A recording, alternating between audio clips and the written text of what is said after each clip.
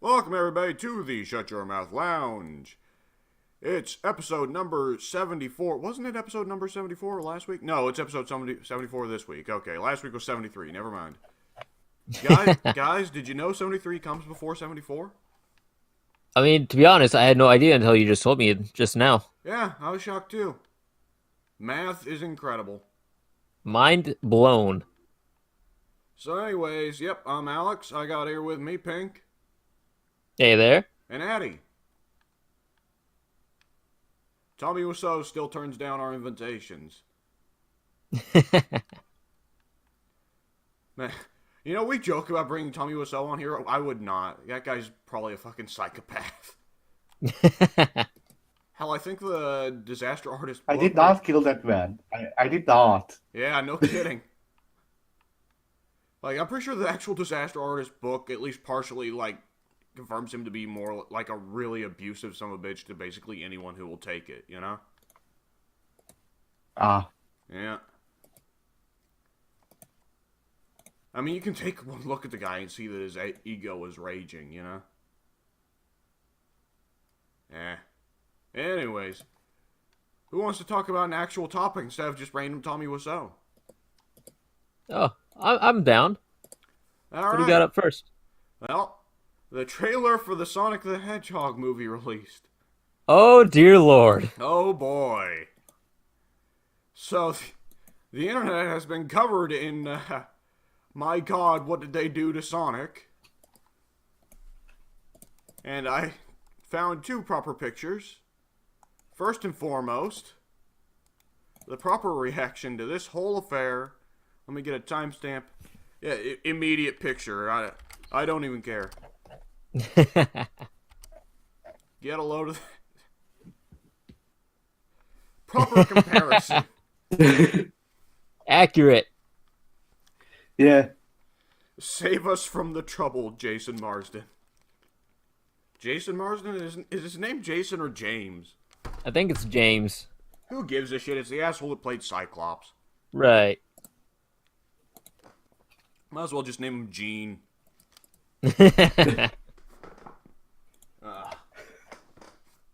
It's a good example of how to fuck up. Some executive at some point was like, this mascot character looks too freakishly like an animal. Audiences won't like it. You know? This is what it feels like here. And instead it has just become more freakish by trying to make it Yeah. look more human.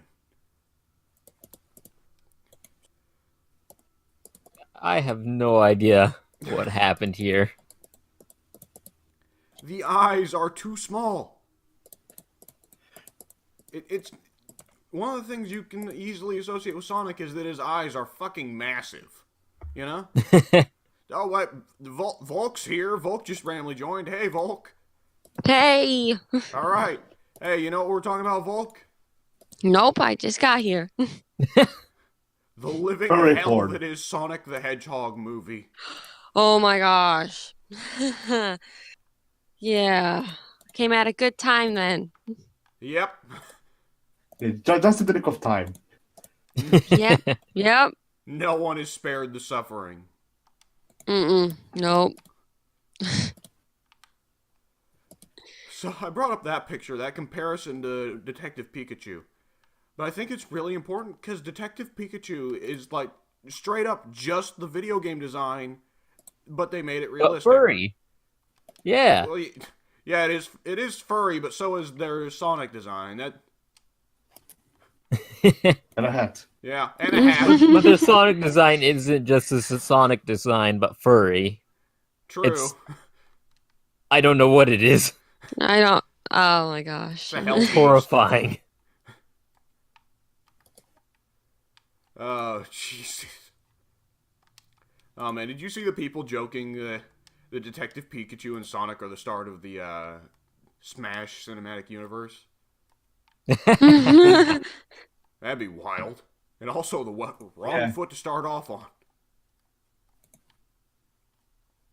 Oh man. I mean, everybody's giving big praise though and saying like, "Oh, Jim Carrey's gonna carry the movie. Oh, he's gonna do incredible. No. Like, admittedly, I'm not the biggest Jim Carrey fan in the world. I was when I was a kid, but I was a kid. Yeah. I mean, you look at Jim Carrey. Jim Carrey is just doing his Carrey routine. He's doing his 90s routine. He's going back to Dumb and Dumber. You look at Jim Carrey, and then you look at me, and you see that he only has a 25 or 50% chances of winning. It's like, by the way, it is a funny situation that Jim Carrey's been so weird and so not Jim Carrey for so long that he can play a character that is not at all expected to be Jim Carrey. But the fact that he's gone back to being his usual Jim Carrey self, people are like, woo! Finally! At least he's not doing fucking Eternal Sunshine of the Spotless Mind. God, that movie sucked. One of the most overrated movies I've ever seen in my life. Have any of you guys got to see Eternal Sunshine of the Spotless Mind? I've never even heard of it. Nope. Very artsy movie with him and Kate Winslet, I think. And it will make you hate Jim Carrey's face, but it was also very artsy and won a ton of Oscars, so it's one of those... It's like it's a calling card for anyone who wants to say that they know movies, you know? Oh, I know movies because I've watched Eternal Sunshine of the Spotless Mind. A peasant like you wouldn't understand film like I do. The thing is, during all this, I'm just imagining Jim Carrey, like, it's this dramatic scene and everything. Like, the woman's crying because her mother died or something. Jim Carrey just comes into the scene as first. May I ask you something? Yeah. Because that's the Jim Carrey I remember.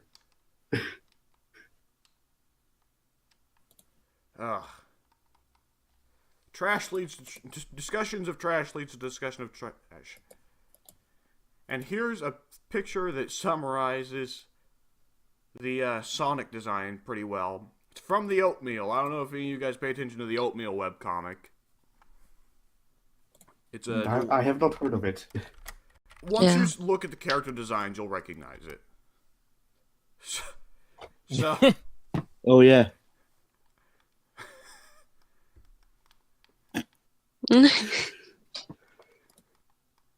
Oh man.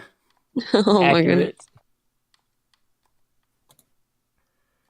And the thing that really bugs me is people saying, like, it would be so easy to fix it. And I'm like, well, from a perspective of redraw the character, go back to in time to when the character was being designed and redesign it. It's like, yeah, absolutely. In that regard, it would be so easy to fix the character. My main thing when people say it's so easy to fix the character design is, this is CG. They've already done the entire fucking film. They can't go back and redo the entire fucking film. They're not paying the animators that much. You remember the whole thing with that idiotic Seth Rogen movie that was basically about their food and they're all making raunchy comedy? And you remember the whole... Sausage Party? Yeah. Yeah. And you remember the whole snafu of them, basically, it turned out they treated the animators like complete dog shit? Yeah. They are not going to fucking pay the animators to redo the entire movie. They didn't pay the animators to do it in the first place. Maybe that's why we got this abomination. No. If this were a cruel joke by the animators, I would say touche, sir. You have beaten everyone. Victory is yours. Complete destruction. Oh, God. For what it's worth, the chief of the animating team did say they're going to try and fix it, and that they do recognize the outcry. But what can they do? Like, delete everything. Delete everything. Delete everything. They can't go back and do the computer footage. Everything from here on out is just gonna be Photoshop. Oh man, it's gonna be like it's gonna be like Superman with a mustache. I was going to say. It's gonna somehow look worse. Yeah, that's what I'm worried about. Sonic's eyes will be entirely disconnected from the rest of himself for the entire movie, and the animators will just be like, "It's fixed. We got it, guys. His eyes are bigger No, now." no, they get a they get a bad referential picture. So instead of this Sonic, we actually get Silver. No, no, no, no, no. What it should be? It's the entire fucking movie. It's not even that they did Photoshop. They just put a fucking Snapchat filter over it. Yeah, What? Oh man. I would say poor James Marsden if I was a fan of his, but ugh. No. Too many bad memories, you know? Yeah. too many Also- Gene memories. I'm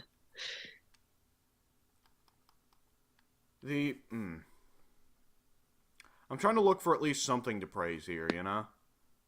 I'm trying to look for something they got right. I mean, I'm a fan of trash comedies, so I somewhat like the freaking scene where the Sonic just goes meow. Oh no. Oh, you know what? I'm remembering. I was cringing so hard at this trailer, I honestly stopped watching it at like the 2/3 way through. So I did not see that, and that is new knowledge to me. Yeah, the part in the picture where he shoots Sonic is actually from the trailer. The guy opens up a door. Sonic is in the room. The guy screams. Sonic looks at him. He goes, meow, and then he gets shot. Then the movie ends, just Finn. Yeah. Also, more negative points for this movie. Sonic is not voiced by Roger Craig Smith. No, he's not. And the furthest negative point you can give for this movie, it's set in modern day. It's set in the fucking real world. Oh boy. It's Sonic. Why put Sonic in the real world? Because then you can give him freaking baby proportions. Oh man. No. Okay, here's one that I don't know if the Hungarian film industry has had a real problem with this, but Pink and Volc, is it not immediately to determine the movie's bad when the movie opens and it's like the fucking military? It's a round table of generals going, "We need to deal with this thing. He's like, he can travel at so and so miles per hour. He's a problem. He's a threat. We'll call in Dr. Eggman." Yeah. I mean, that's happened so many times in movies and they all pretty much suck. Like, didn't Suicide Squad start like that? Suicide Squad. It's a perfect example. What it makes me think of is Bayformers. Because that's what every fucking Bayformers movie does, right? And like, here's the thing that everybody was talking about, because this is the movie that was the worst example of it. This is because the U.S. government will hand out pretty much free money to any movie company that portrays the U.S. military in a good light. Because it's a marketing, it's a recruiting campaign, right? How many people fucking signed up for the military because they saw, I don't know, Saving Private Ryan? Like, it's a free recruiting campaign. So we get situations where the military gets shoved into movies where it makes no sense. And in fact, the entirety of this movie's existence in the modern setting probably exists so that they could get the fucking tax cut from the military. You're not wrong. I'm looking forward to Sonic 2, Saving Private Robotnik. Yeah. Like, people are pointing out, like, the stereotypical plot notes they'll try to hit here. The common one right now is that the military hires Dr. Robotnik to stop Sonic, and then they determine that he's gone too far, and Sonic's the only one that can stop him, but the military's good at heart at the end of the day. You know, that thing they gotta go for every time. Yeah. And then they reveal that Dr. Robotnik has already come up with Shadow, so then it turns into Shadow the game, the movie. No, that's the post-credits sequence. And you know there's gonna be a post-credits sequence, and they're gonna try and build a Sonic cinematic universe. No. But the thing is, speaking through all of this freaking shit, all this shit, the song I don't even know which song it is, but there's this line associated with shitty, great, like I don't even know, like 2000s stuff. That is one line that everybody uses to make fun of it, called "There Goes My," or it goes "There Goes My Hero." That's a Foo Fighters song. Yep. Pretty good one too. I'm just hearing that, but it's done with freaking Sonic Adventure 2 instrumentals and the guys who sung those songs. Why would they not have a fucking Crush 40 song as the trailer song? Can we talk about the trailer song choice? This might be the worst trailer song choice of all time. I mean, why? No, W. They could have gone with the Falling in Reverse cover. Oh, you're right. Oh my god. I hate that shit. I do too. Every fucking movie, it's like, well, we don't know what to do for making the trailer look good, so we'll take an 80s pop song and make it slow and make it sound sad and serious. No, it's not even that. The Falling in Reverse cover is just, so we're supposed to be a metal band, so I'll just take this rap song and then sing. Because that's what you do in covers. Oh, Jesus. I've not heard of that. I thought you were referring to the band that does all the slow, serious covers of 80s pop songs exclusively just for trailers. Because it is legitimately one musical artist that does all of those. That every trailer company goes to. Yeah. But yeah, no, the Falling in Reverse is, I think it is the right band I think I'm thinking about. It's a band that I know because of my freaking podcast classmate who like listens to them religiously. And they're like this metalcore, I think, band, or they're supposed to be. So, lots of screamo and shit. They did a cover of Gangsta's Paradise. And it's just they basically just ripped from what I could tell and from what I remember, they just ripped the backing track to the actual song, and then the frontman from that group just sings the lyrics, because that's how you do a cover. Yeah. What is wrong with modern music? So much. I don't know. But I fall more on the metal side of things than rap in these parts, and it's like you're doing a cover of a rap song. Rap. You have vocal cords. You probably have a freaking some sort of feel of rhythm. That's basically all you need to. It's basically all you need to do to freaking cover a rap song. All attempts at merging rock and rap should have stopped with "Walk This Way." Yeah, good song. All agree. It's the first one that did it. No one else needed to do it afterwards. I'm not even a big fan of Aerosmith, honestly. Oh, Jesus.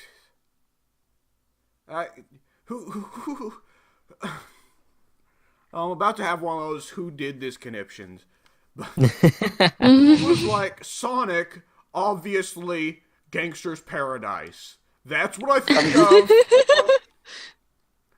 I mean, he's just such a gangster, Sonic is. Yeah. I mean, do you remember that part of the trailer where he just busts a cap in freaking Robotnik's ass? I would love to see that. Sonic just is like, fuck this, pulls out a gun, shoots Eggman. like Kirby in Smash now.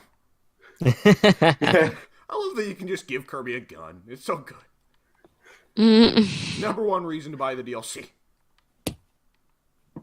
But yeah, like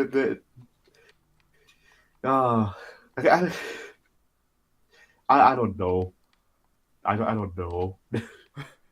That's a rational response to this, honestly. And for another thing, if it's like, oh, we're trying to be down with the kids, right? What rapper is down with the kids nowadays? Like, I think of, like, maybe DJ Khaled, 21 Savage, maybe Eminem. And Eminem would only be for kids with somewhat of an appreciation for the classics. Not fucking Coolio. I mean, Coolio's about as 90s as a rapper gets. The thing is, they're not trying to be down with the kids. They're trying to be traveling with sickness. Oh, Jesus. They opened up everyone's hate and let it flow into them.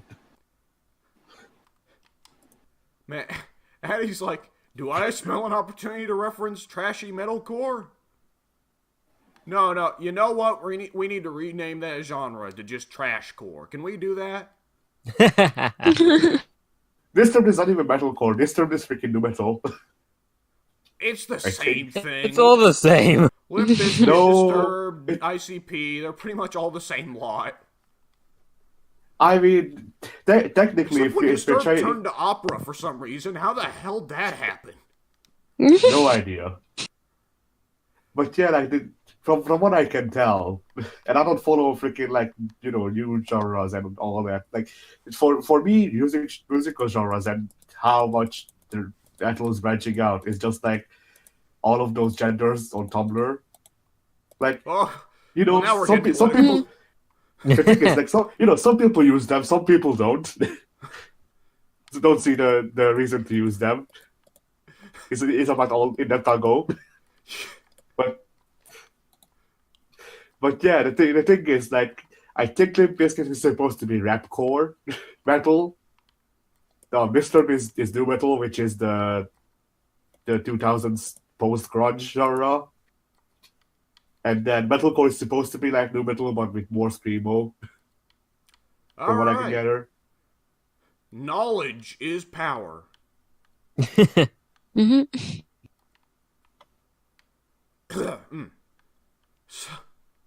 Oh, Jesus.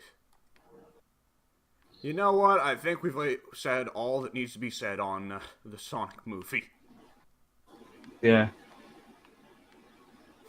The best thing that can be said about it is it probably won't be as bad as the Mario movie. Which one? I think you're being far too optimistic there. Dude, Which did you one, actually W? watch the Mario movie? Nope. You don't No. understand. No. You do not understand how bad the Mario movie was. I Like, know someone who did. He told me about it, and I was like, "Yikes!" And I ran. Yeah. You're not so far away. That is a rational response, honestly, to run so far away, given the circumstances. Like, in my case, like, my family just saw that at Family Video once, right? And they were like, oh, it's a video game movie. My son loves the video games. He'll love it. It's great. We got a Nintendo Wii. He loves Mario. And they stuck around to watch it. And there was an awkward silence of what the fuck did we just watch afterwards? Oh my gosh. Meanwhile, my dad is like every weekend is like, "Hey, Doom is on TV. Do you want to come watch it?" Oh man, I should have included the new. Did you see they're making another Doom movie? Oh boy. And I should No. have included the trailer for that on the topic list. Yeah. Bethesda is not consenting to the movie because they sold the rights for the Rock Doom movie a long time ago. Bethesda had no part in that because it was like done by 3D Realms back when they owned Doom or something, right? Yeah. Yeah. And they're going off those rights still to make this movie. It is the most spectacularly bad-looking sci-fi channel-esque movie I've seen in a long time. Oh boy. Do you ever think the people at Sci-Fi Channel feel guilty for making some of the worst dog shit movies to have touched the planet? No, I don't think they do. There must be a certain pride that comes with making Sharknado, I guess. I mean, I think they are the asylum. I think the people who made it. So Yep. Oh, jeez. It's wonderful to delve into the world of fiction sometimes and look and see. Sometimes people just don't want to make quality. Sometimes they want to make shit for a quick buck. the thing is, there are even worse freaking shark monster movies from Sharknado, because I don't remember which one it was, because it had a longest title, but it's just basically like freaking Oriental like softcore porn with sharks. That's marketed as a shark monster movie. Oriental? Are you from the fucking 1800s? No, but I'm not sure. I'm not sure which Asian country they're from. So Well, in cases like that, the people writing the movie probably didn't know what Asian country they were from. So but it's just Asian girls dancing around in bikinis, basically. And then there's shower scenes that are implied that they're naked. Implied And that's nudity. about it. They can't even Yeah. show a fucking naked character. And then I think there's a shark that eats a girl like in the last 5 minutes of the movie, and that's it. That's the movie. That's a hustle right there. Marketing that as a horror movie to get it passed. Look, that is dumb and scummy, but I gotta respect the hustle, you know? Yeah, but when you want to shoot porn, but your actresses won't undress, you have to do what you can. Well, what is it about a horror movie that's like, oh, well, time for everybody to get naked? Why is that a tradition? I don't know. Movies. Sometimes they can be just as dumb as video games and anime. And comic books and Sometimes. wrestling. Really, basically everything that humans touch is capable of incredible dumbness. Hey, so, they updated Smite, right? Yes. So, you guys got a quick, synopsis, everything they changed? Other than bringing Xing back from the dead, I see. Yeah, Xing was gone so far that not only was he not in the game, he was also not in the official god listings on the site. He was genuinely that gone. Jesus. Alright. Welcome back from the land of the dead, Xing. Mhm. But yeah, I have no idea what the hell they changed, but I do know that Seth and Horus came out. Okay, Did does I- Pink know what they changed? I haven't I- been keeping up with Smite at all in the past since they released Horse and Set. Alright, we're on I mean, top let of me- things I can- here. Yeah, Let me check. I can zoom in real close on this little picture you have here, and I can see that they buffed Ganesh Good. and Jormungandr, so that's cool. And it's an army. Jormungandr was in great need. And then they nerfed King Arthur, as well Yeah, as like all the utility, or not utility, all the items that go well with him. Yeah, King Tartar. People said that he was a bit overpowered. King Tartar was. Did they? It's like whenever they release a new warrior, like everyone will say they're overpowered, and I don't know how true it is, but I'll roll with it. I don't play competitive Smite, so I wouldn't know. At the Yeah, I don't casual know. level, People- though, Warriors, yeah, they kind of have a rough time. Yeah. Wasn't Merlin Also, also the yeah. one that needed a nerf, though? I think Merlin was already nerfed. Oh. The issue we're having with Merlin is that everybody runs Merlin in with 15 other AoE people, so it's like there's no space whatsoever. Yep, that's the wonder of a casual level Smite there. It's either that or all they- assassins, because nobody wants to not get kills. And then here I am with Sylvanas, just basically being a hunter while also giving people life. Oh, man. I don't remember Ganesh's release too well. I have to imagine that there are a lot of casuals who looked at this character and he's like, his main ability is that he doesn't get his own kills. What a useless character!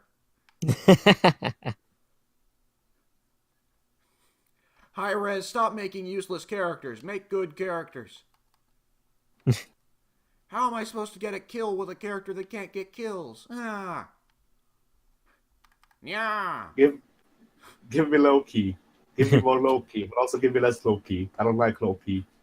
Give me Loki, but as a mage, and make his passive the reverse of Ganesh, where he instead inherits kills made by other people. No, you the people you kill, you take their kills as well.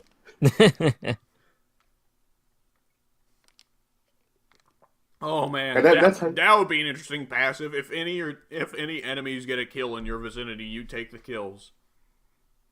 Do they count as team kills then? I guess. I don't even think. No, team kills are not possible in any way, I don't think. I That mean, would be incredibly new. technically, there possibly that you can mess up your teammates with placement and all that, but Well, that's that's still not about a it. team kill. Yeah, Well, in any MOBA, the extra salty team members will be like, "Oh, you're basically team killed.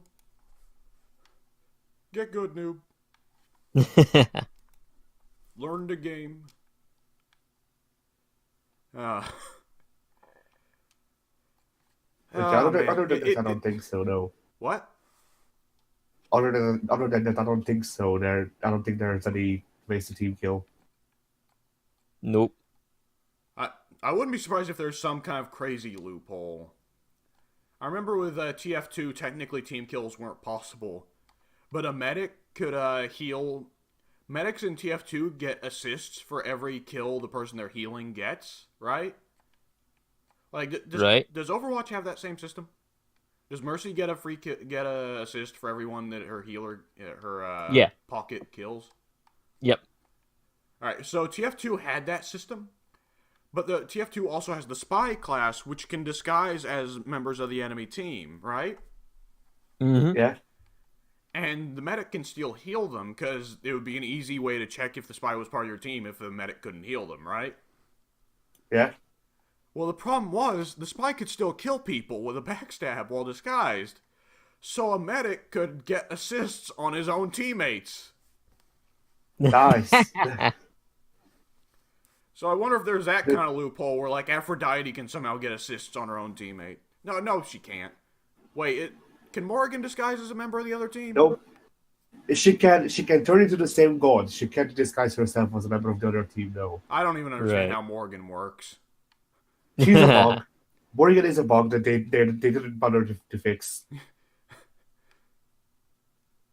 Oh, here's actually something interesting in this little picture down here. The Battle for Olympus is an event celebrating the release of 3 new gods, Horus, Set, and an unannounced god from a new pantheon. Oh, cool. The Hungarian god. Does Hungarian actually have its own mythology? Old mythology, no, but there is weirdly a god that's supposed to be the Christian god, but is specifically named the Hungarian's god. So, or the Hungarian god. So technically, Hey, that's their way of getting the Judeo-Christian god in the game. yeah. It's Hungarian Jesus. I'd like to see a pantheon that's just the different ethnic variations of Jesus. Everybody's here. We got black Jesus, white Jesus, Korean Jesus, Middle Eastern Jesus.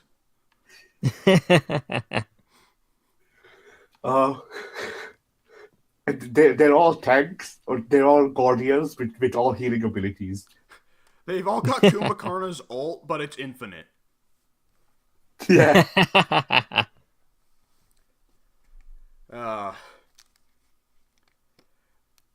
Okay, since we don't know very much about the patch notes here, let's turn it to a topic about Smite we can actually talk just for a little bit. Dipping into a new pantheon, right. What is an actual new pantheon you would really like to see them touch? There aren't any, I think, for me. I've got an idea. I want to see if Pink's got an idea, because I think Pink's a mythology man.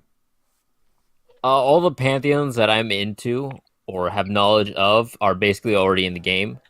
Granted, I was more on the Aztec side, and which pantheon is it that they've got in the game? Mayan. It's mine, right? Yeah. Yeah, I have more knowledge on the Aztec mythology than I do the Mayan, which I believe it's similar to the Greek and Roman type of thing they're doing, or that they did, where it's basically the same, just different names. Like Kukulkan is just Quetzalcoatl, and stuff like that. I think the two pantheons are very similar, but I don't think they're actually the same in the same way the Greeks and Romans are. They might not be, but I do know that there are some gods that are basically the same. Yeah. You know, I think they should introduce Remus to the Roman pantheon, just so they finally get a god that isn't Greek, you know? Right. I think Kaisar. He was a Roman god that was a Greek. Well, then you're stepping into Shin Megami Tensei territory when you're saying, oh, well, anyone who is just famous enough can be a god now. No, I'm pretty sure that in Augustus's time, Caesar was actually genuinely a god, like genuinely accepted as a god. Oh yeah, in case you needed a reminder of how good Augustus was with the propaganda machine, he made them think his uncle was a god. Well, Julius was Augustus's adopted father, wasn't he?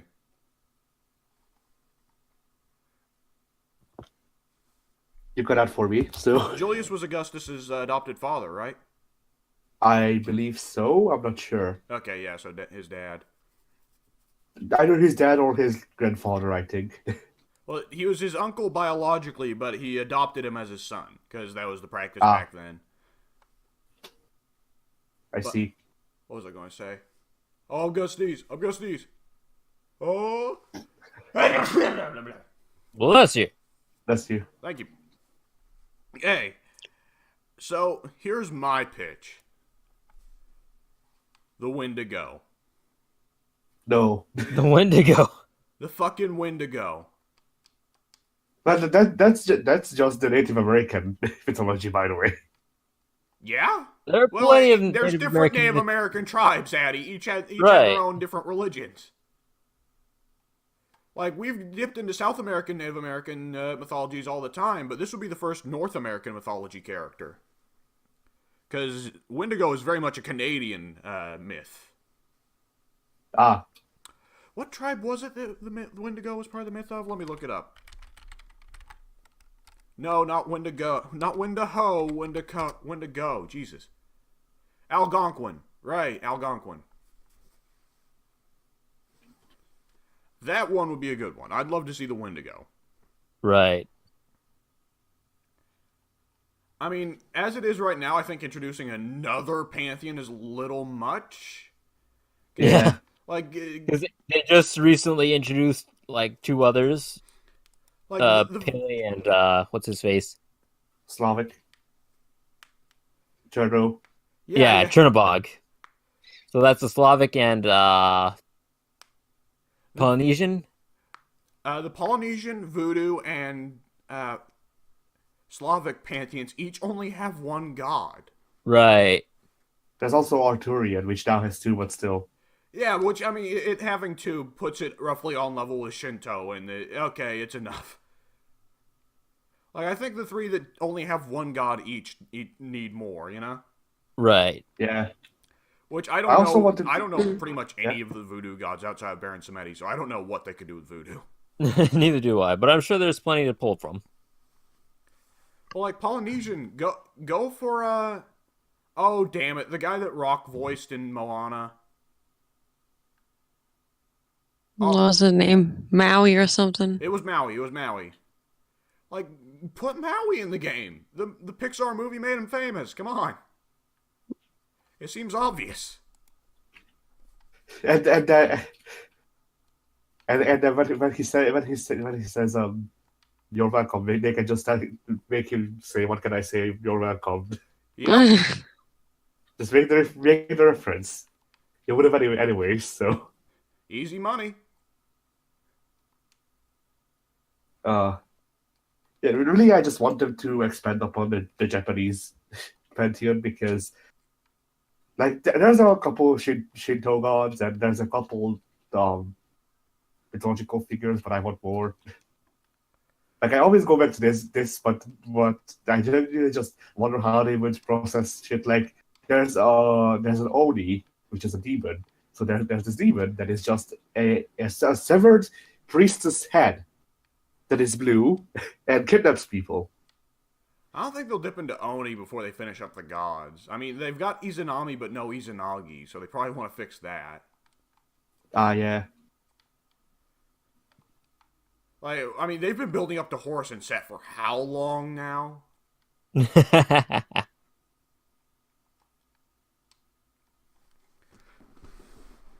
Ah.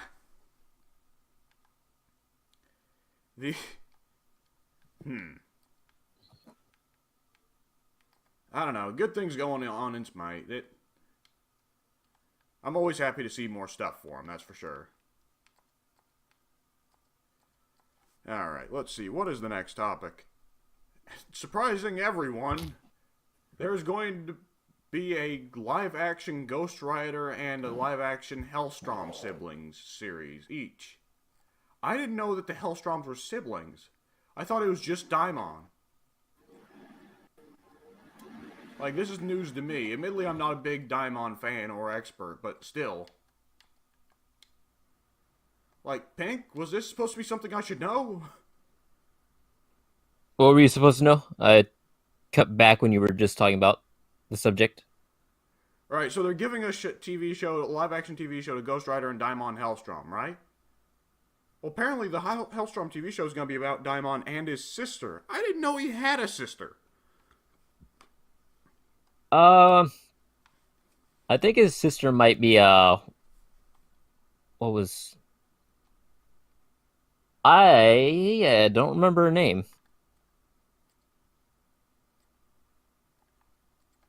Huh. Well, anyways, they're getting TV shows, and they're actually keeping Gabriel Luna, the guy who played Ghost Rider in Agents of S.H.I.E.L.D., right? Right. Satana. Satana, right, okay. And wasn't there some villain that was in love with her for some reason? Probably. Someone like Zemo, you know? Mhm. One of the guys who they're never sure whether they want him to be sympathetic or not. It's kind of a wonder that Zemo is actually going to be consistent in the movies. But anyways, yeah, they brought back Gabriel Luna, who will continue to play Roberto Reyes as the Ghost Rider. And if I remember correctly, Agents of S.H.I.E.L.D. did display that Johnny Blaze Ghost Rider is also running around somewhere, right? I have no idea. I don't keep up with I Agents of didn't S.H.I.E.L.D. watch. That is completely understandable. I didn't watch it either, I just read. Because I quite like Ghost Rider, but Ghost Rider don't get much respect. The,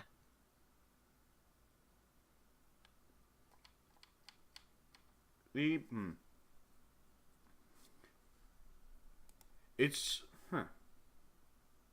Oh, it's gonna be on Hulu. Right, I forgot about that. It's kind of surprising.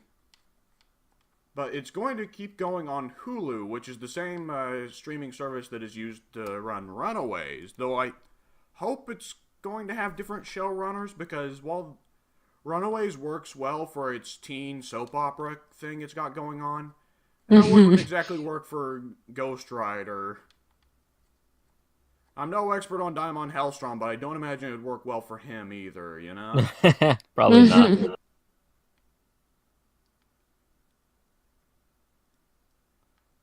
The,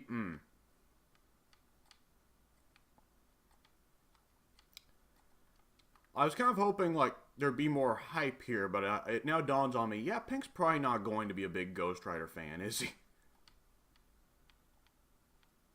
I'm sort of on the fence with Ghost Rider. I think it's a very cool concept, and I've enjoyed quite a few of his stories, but overall, not one of my favorite characters. The Hellstroms over there, I have like very minimal knowledge of, and don't really care for one way or another.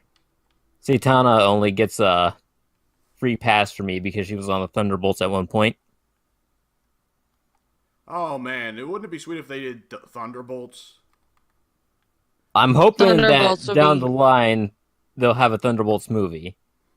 Yeah. And now would be I'm- a great time for it. Yeah, because hmm in their backlog of characters right now, they've already got Zemo and Ghost, who are both Yeah. not particularly incarcerated at the moment. I mean, So Zemo I'm is, but hoping, he could probably get out anytime he wanted. right? Yeah. So Zemo's incarcerated, Ghost is on the run. So there are probably a few more villains that I'm forgetting about that could be added to the Thunderbolts. The trouble Right. is that But they the trouble is that MCU heroes are killers, so... right. Yeah. Although most of them are. Yeah. Like, okay. They're getting better with it. They're Yeah. getting better. Yeah. I'm like, they're learning. They're learning. Plenty of new characters for the Thunderbolts that you could introduce as well with what's her face, Moonstone. Yeah. We might be able to get Beetle or Mock, whatever you want to call him, 3, 4, 5, 6.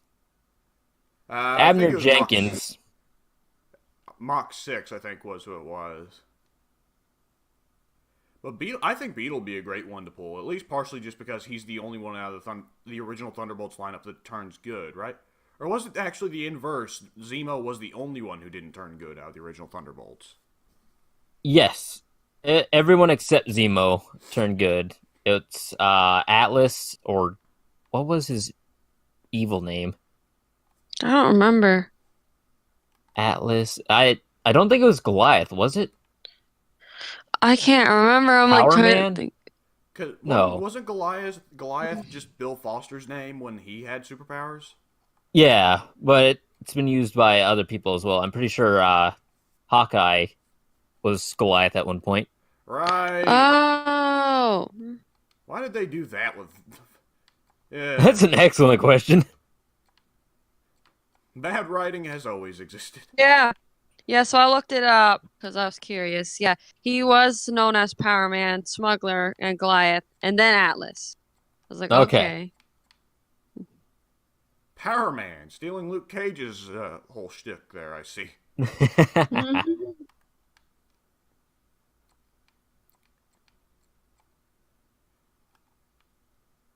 The,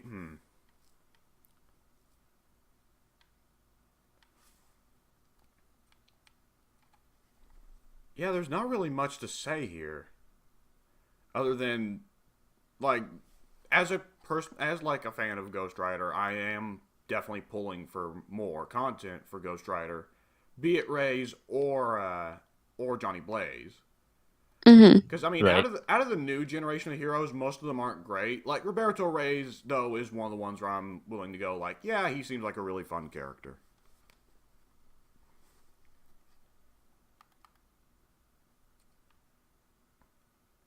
The Yeah, I guess that's all. All right.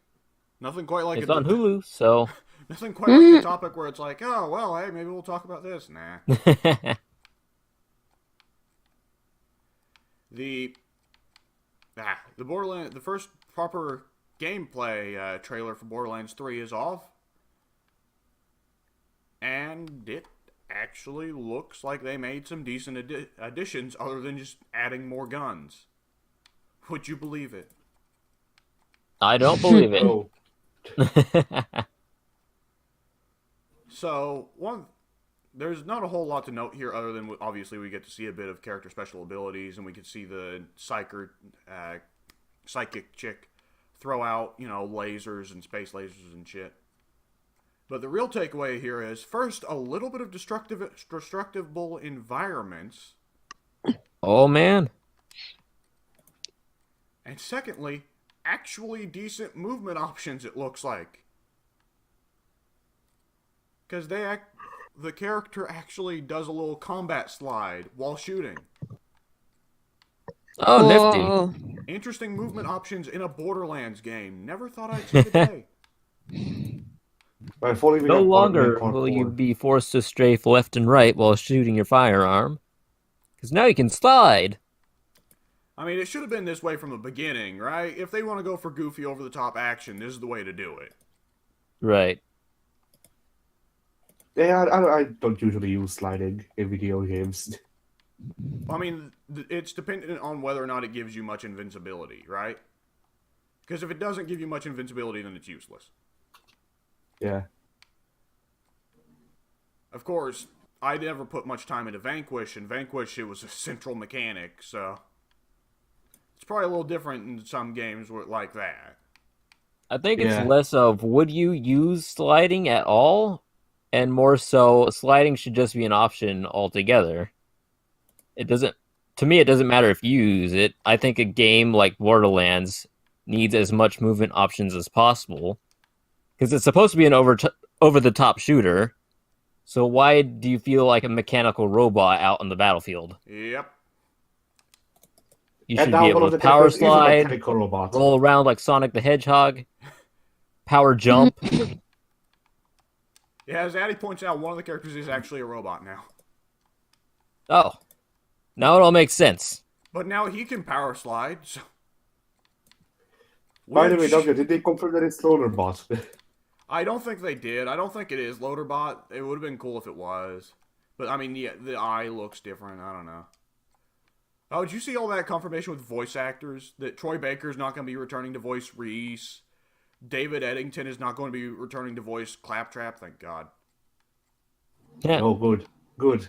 The less Claptrap, the good, the better. Oh no, they're going to keep Claptrap. He's just going to be voiced by a different guy. You know that's how it's going to go. Yeah, sadly. But Hopefully this game will have a mission where we can kill Claptrap. But apparently the whole thing is like really wild. And for one thing, Troy Baker, like when somebody asked him whether he was voicing Reese, he said, no, Gearbox didn't even tell me Borderlands 3 was going to be a thing. And Randy Pitchford, being his Randy Pitchford self, insisted, no, he was too uppity. He refused all our payment. And Troy Baker's like, no, you didn't even tell me. It's like, you know, admittedly, we're taking one man's word versus another. But when one man's word is Randy fucking Pitchford, I'm inclined to take the other guy's word. You know? Right. Yeah, but when one of the people in this argument is freaking Vagina Magician or whatever it was. Vagina Magician.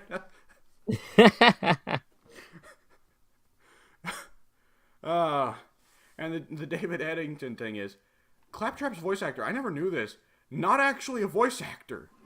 He never got paid for voicing Claptrap. He was actually like the executive of sales or something for Gearbox. And he just volunteered to do the work because he thought Claptrap would be fun to voice. And he just outright said, like 2 years ago, he said he moved over, by the way, to Rooster Teeth, and now he's one of Rooster Teeth's chief executives. Rooster Teeth continuing to conglomerate basically everyone. And he said he was never going to voice Claptrap again because he fucking hates Randy Pitchford, which is understandable. But Yeah. he admitted that when they actually called him up for Borderlands 3, he did offer him he would come back for a certain amount of money. Apparently, they just didn't offer him enough. It's the most iconic character in your series. I hate Claptrap by all means, but he's the most iconic character out of Borderlands. And you didn't offer the amount of money to get the voice actor back? He's not even a professional unionized voice actor. He can't be that expensive. Look, anything more than a cup of coffee is way too much for Claptrap. and even that's pushing it.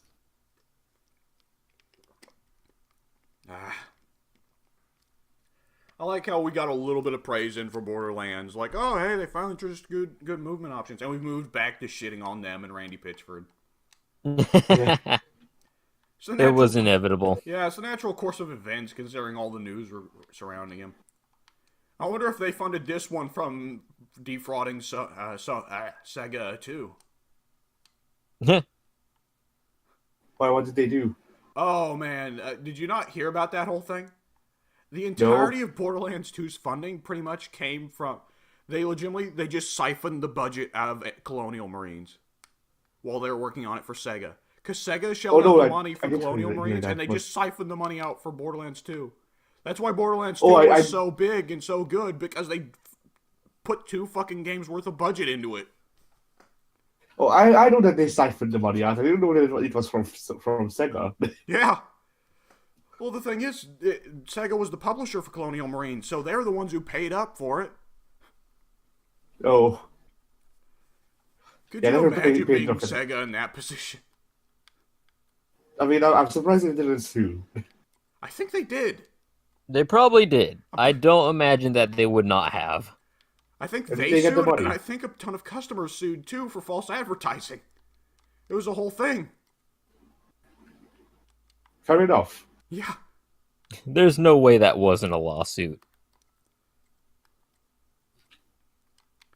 In fact, I'm pretty sure why Gearbox is in such trouble nowadays is because they lost so much money in that lawsuit.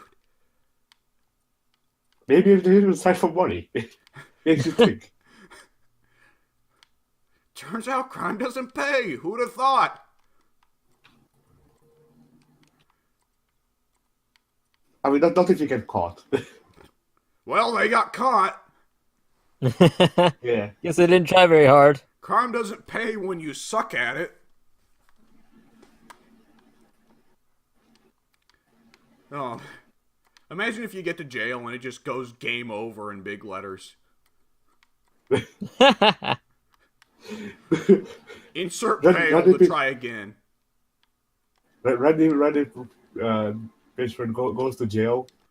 Like they throw him in a cell. He pulls out a pistol, starts shooting on the wall while crawling on the ground. The camera goes into his perspective, and he just sees fight for your life.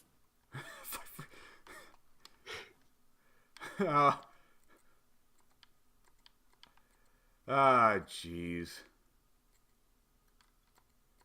All right, well, believe it or not, that's actually it for the topics we had planned for today.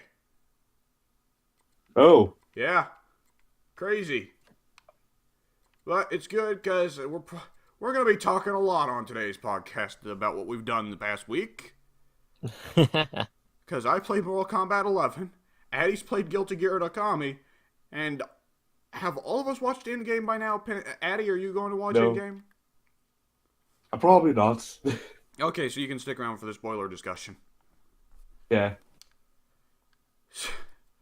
So, alright, do we know what's coming out the next week, or is it today a mystery? Is next week a mystery week? Next week is not scheduled at all, so... Ah, fuck. Mystery week! You get nothing. Good day, sir. You lose! No videos for you.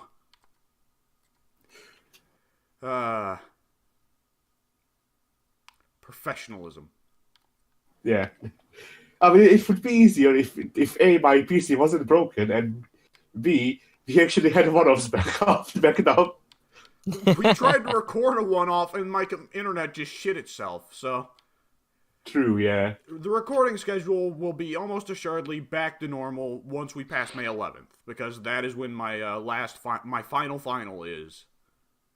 And my final is on the 22nd of June, so... My birthday. Weird. Oh, boy. Weird, yeah. I guess we filmed the birthday episode. It's just gonna be me and Pink. No, I'll be free by then. It's just...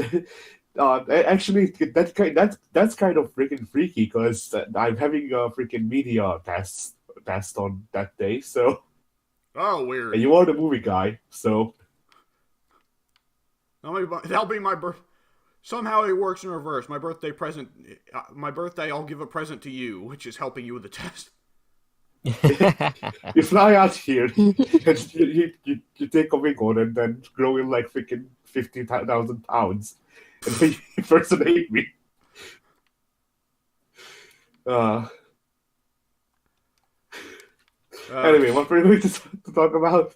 Hey, yeah, we don't know what's coming out this week. Pink, do you at least have some semblance of what's going on your channel? Oh, yeah.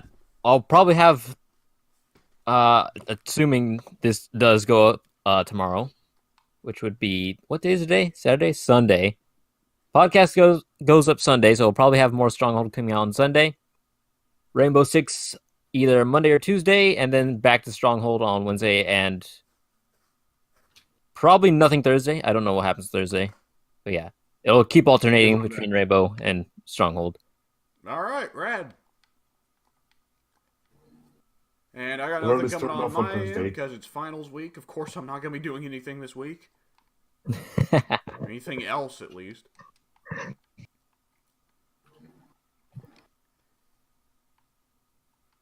Alright, well then I suppose we'll just go around and ask everybody what they've been up to this week, and we'll save the Avengers Endgame discussion for the end, because spoilers. Yeah. We'll save the Avengers Endgame discussion for the Endgame. Yeah. Alright.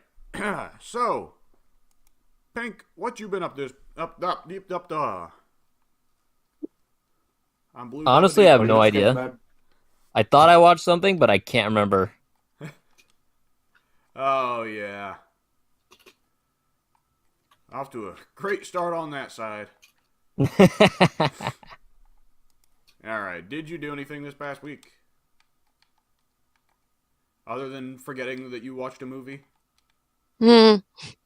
No, I don't think it did. Shit. We'll see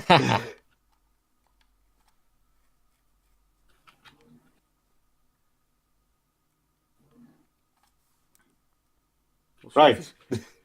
Okay, well, Pink did legitimately nothing this week. He sat and stared at the fucking wall. He's not concerned Where do we about go the now? customers. Oh boy. It's these casual podcasts where we desperately search for something to do, where the great things happen. So I'm waiting for a great thing to happen. Yeah.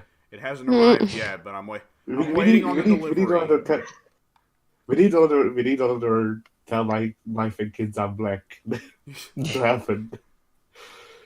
I'm not sure if that one will grace us with its presence once more. That was a moment of sheer panic, and unless I drop Plantera on you again somehow, we won't get it. Yeah. So Vulcan, just so you know, in the Terraria playthrough, I'm not sure why. I don't remember at this point. But while I was fighting Plantera, which is a metal-based plant monster, I'm close to death. So I just yell out, "Tell my wife and kids I'm black." I think it was because you painted your character all black and you're still pretty. Yeah, That was when Daddy got all the black dye. Yeah, I painted my character black, and he was in werewolf form, so he was actually, black. But still, it was closer to gray, really. Yeah, the shadow paint was a bit more black than the black paint. Yeah. But with the shadow paint, you couldn't see me whatsoever, and Pink barely noticed me with the black paint already. So.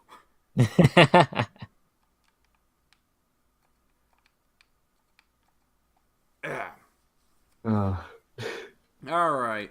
Well then, if Pink's not been up to anything, Addie, you been up to anything? Yeah. So, first things first. I technically graduated high school. Congratulations. Oh, Congrats. I say technically because there's still the aforementioned tests for the next 2 months. Shit. Yeah. The whole ceremony has been done and all that, but it's like, well, see you Monday.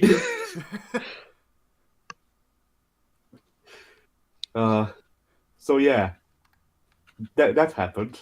I got a good bit of money out of it, so that funded my new PC that I'm gonna be getting. By the way, it was weird, it was a pretty weird thing that happened. Then the teachers came up to me and they were like, congratulations. They had me a freaking a letter with money in it. What? Yeah. Is that a hungry thing? No, that was those teachers thing. Okay. I have never heard of such a thing in all my days. Yeah, they gave me $30. Okay. If all the teachers banded together to get you $30, that's a little more understandable. I assume each student got an envelope, or? No, it was only me. Oh. Yeah. What? All right. You know what? Let's not talk about it. Let's just move on. So how does it feel for society to pretty much consider you an adult? It doesn't feel any different, does it? No, I didn't care before, so I don't care now either.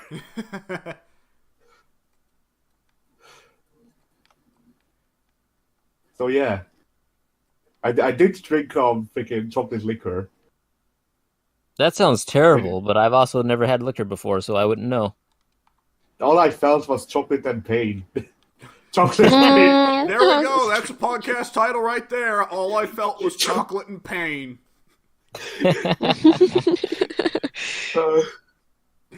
All right. Chocolate pain. Zoom the camera out and see the rain. Jeez. Well, there we go. There's the tell my kids, tell them kids. Jesus. Uh,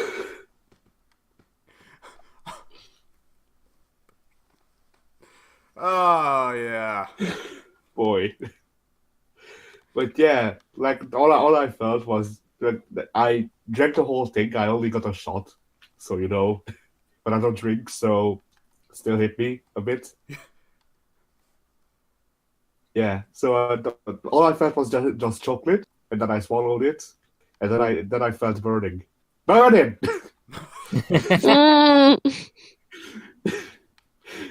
So yeah, throughout the day, I still felt the burning sensation.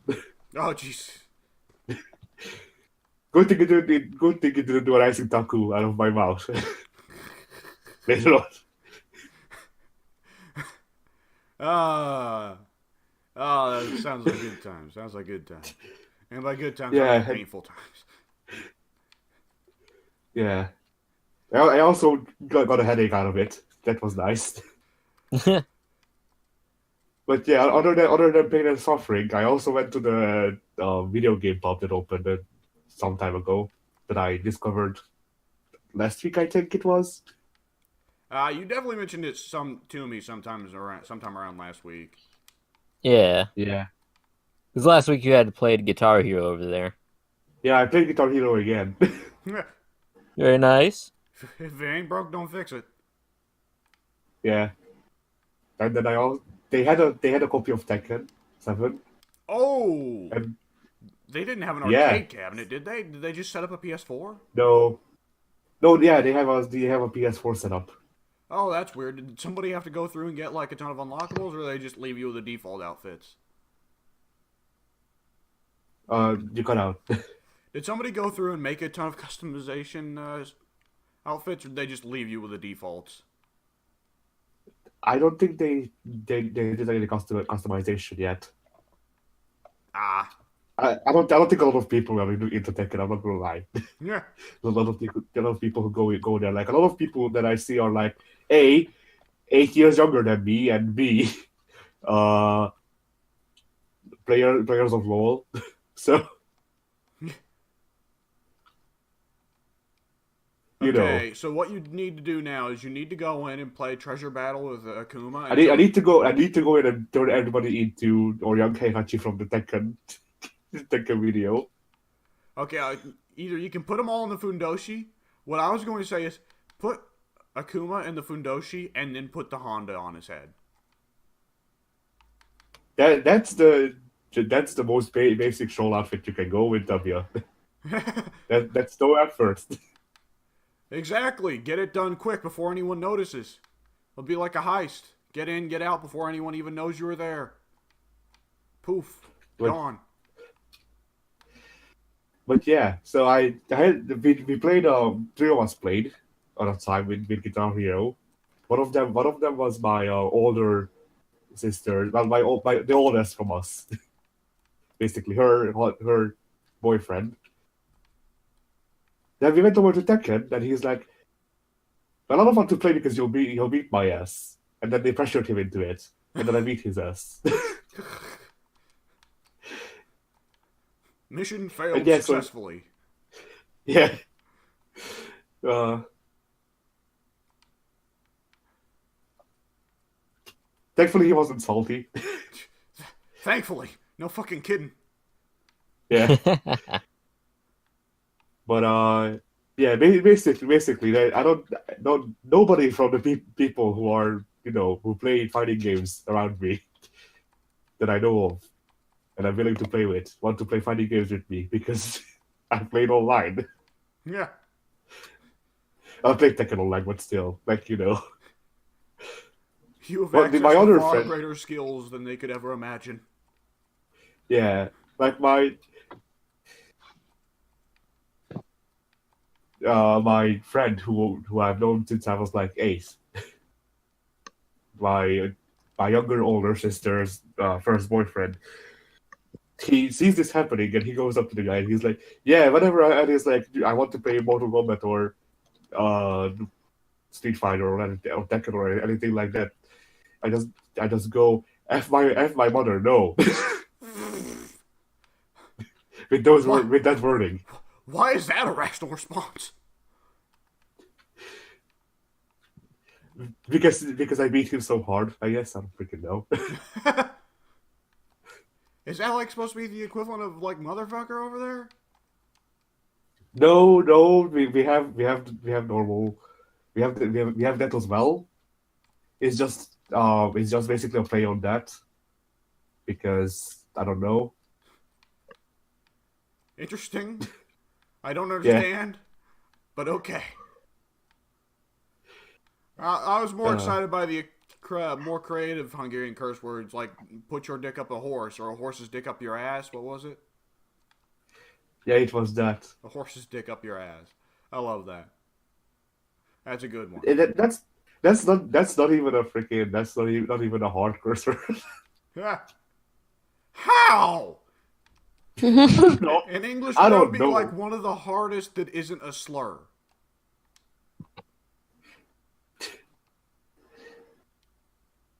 I don't know. Basically, cursing around children is like ingrained into farmland society at this point, and so and since a lot of people are either A, farm people, or B, descended from farm people, they feel that it's their right to talk about horses' dicks and where they should be. I mean, technically, that was their way of life for a good while, so. Making kids with horses. The horse's That dick was is the- my responsibility. Uh, with great responsibility comes great horse dick. Oh man, if only you hadn't already said I felt chocolate and sadness, then that would be. Oh no, that would not be the podcast title, but I'd say it would be for the sake of funny. I would say it for the funnies. I'm like a 1930s gangster now. I'd say it for the funnies. Yeah, see? Perfect. But yeah, Oh, to adjust the microphone. There we go. And yeah, so that's my yesterday. We were there until 11 p.m. By the way, in that pub, because they're open 24 hours on the weekends. all right, fair enough. Yeah. So other than that, I also started actively working on my anime. Oh, okay. Yeah, I started writing the script for the first episode. So we'll see what comes out of that. Probably nothing good. Maybe the end of the world. Who knows? You never know. Anything's possible. It's one of the signs of the rapture right there. Addy starts work on his anime. What comes next is the Roman Empire returns, I think. So we got to watch out for that shit. They're gonna kick in Addy's front door. Incredibly, The Roman Empire- and Addy's like, I saw this coming. I've Roman- prepared for this. The Roman Empire returns. The Roman Empire returns, led by Roman Reigns. Oh no. Oh, Oh. the leukemia was just a ploy. He fooled us all. We've been had.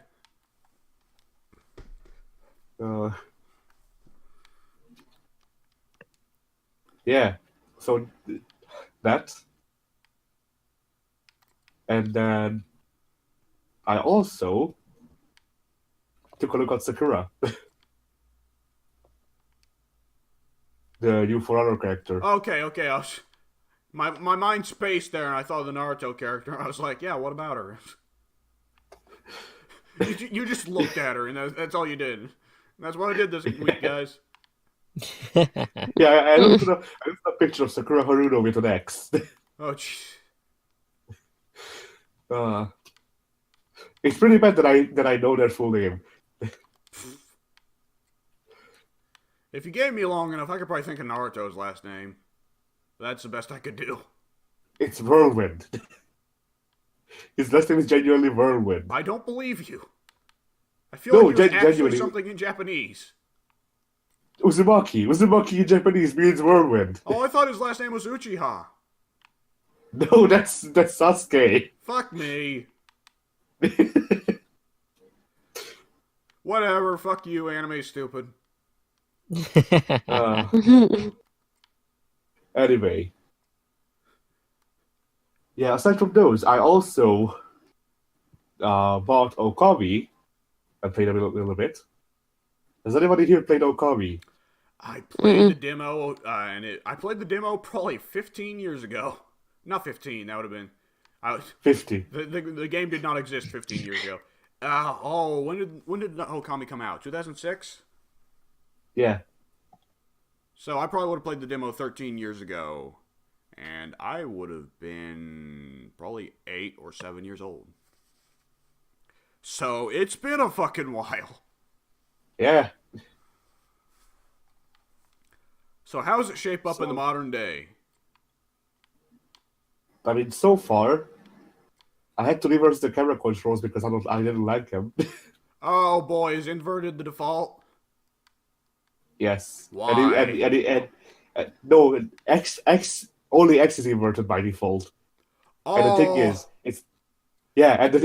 the thing is, thankfully you can actually change it so it only changes one direction. But the thing is, now I have it say that I'm playing the thing with inverted controls, but I'm playing it with normal controls. I hate that It's when kind they of act like the still. inverted is the normal. It bugs me.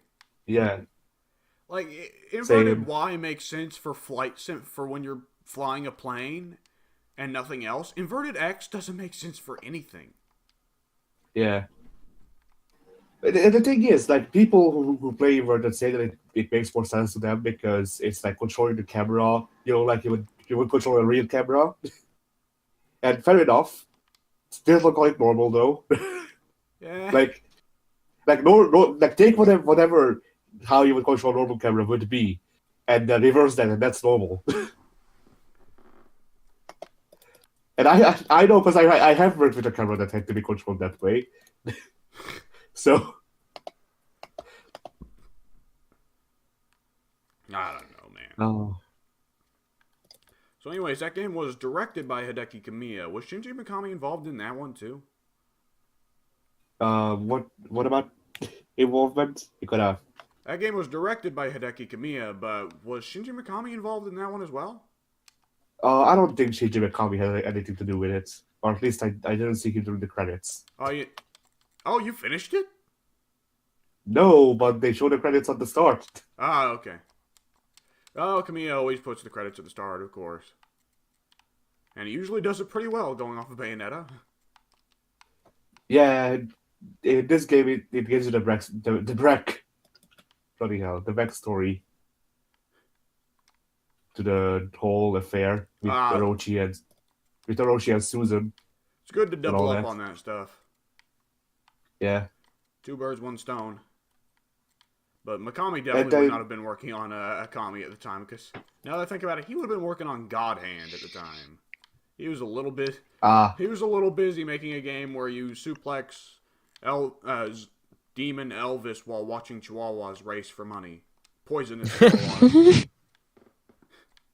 God Hand is one of those games we're gonna have to do at some point. Like, if we ever are able to work out how to do like PS2 games for couchless co-op, God Hand is solidly on the list. You got for me. I'm sorry? Yeah. Okay, there we go. Good old Discord causing a communication breakdown. Oh boy, is Discord shitting itself?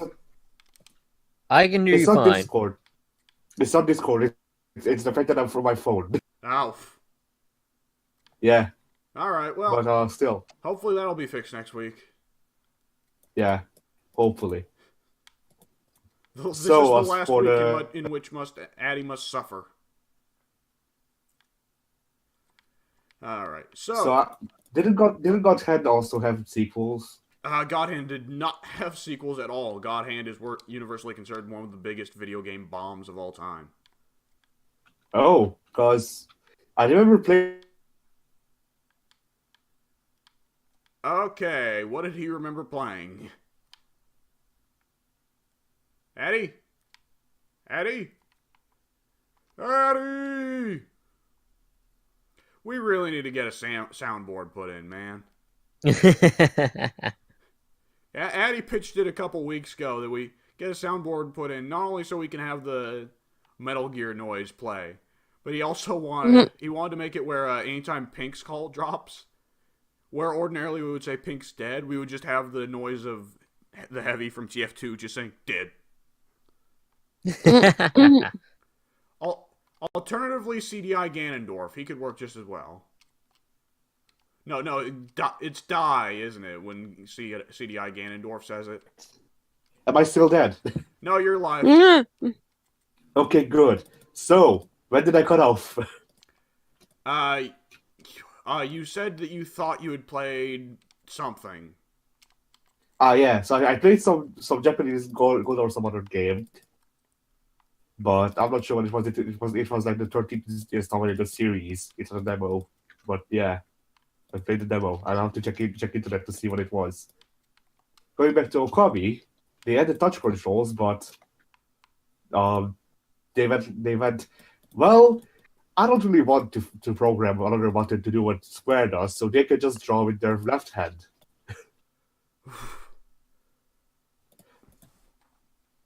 So yeah, that's about as comfortable as you can, as you believe, or as you can think. Freaking words, yeah. But thankfully, you can still do it with the stick. So Okay, I was about to say you can turn it off, right?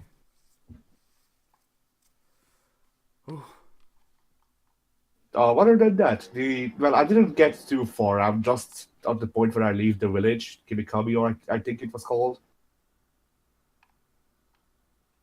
Okay. Yeah, which means I'm not really far into the game. No, it doesn't. And so far, the only issues that I'm having in the game is that you have this ability where you can strike through a person on the screen with the drawing tool, and then that hits them. So you don't have to actually hit them with combos. Yeah, the game doesn't recognize this if you strike to them multiple times at the same time. Which seems like something they should have added as an option in one of the re-releases, to me at least. Well, I mean, is it a thing of game balance? Would the move be much stronger if it did? I mean, no. Part of the thing Not really. is you're talking about a game that is like Okami is one of the most highly regarded games of all time. People really don't like it when you tamper with that stuff from time to time. I don't know. Granted, the only time I've used it so far has been when a person would die and want it anyway. But basically, I just want them to sight and not actually get hit. Yeah.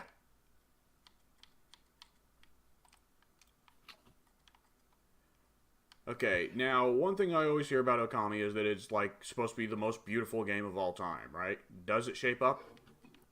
No. It aged pretty poorly. It's just because of the models. Otherwise, yeah. Like the environments are nice. Everything is nice, but then there are still these freaking PS2 era models, and they're all polygon and shit. Which they didn't bother to up-res? Not as far as I can tell, though. Okay, that sounds dumb. Yeah. So, like, I like the art style and all that. It's pretty good, yes. But I wouldn't say it held up perfectly, just because of the models and nothing else. No.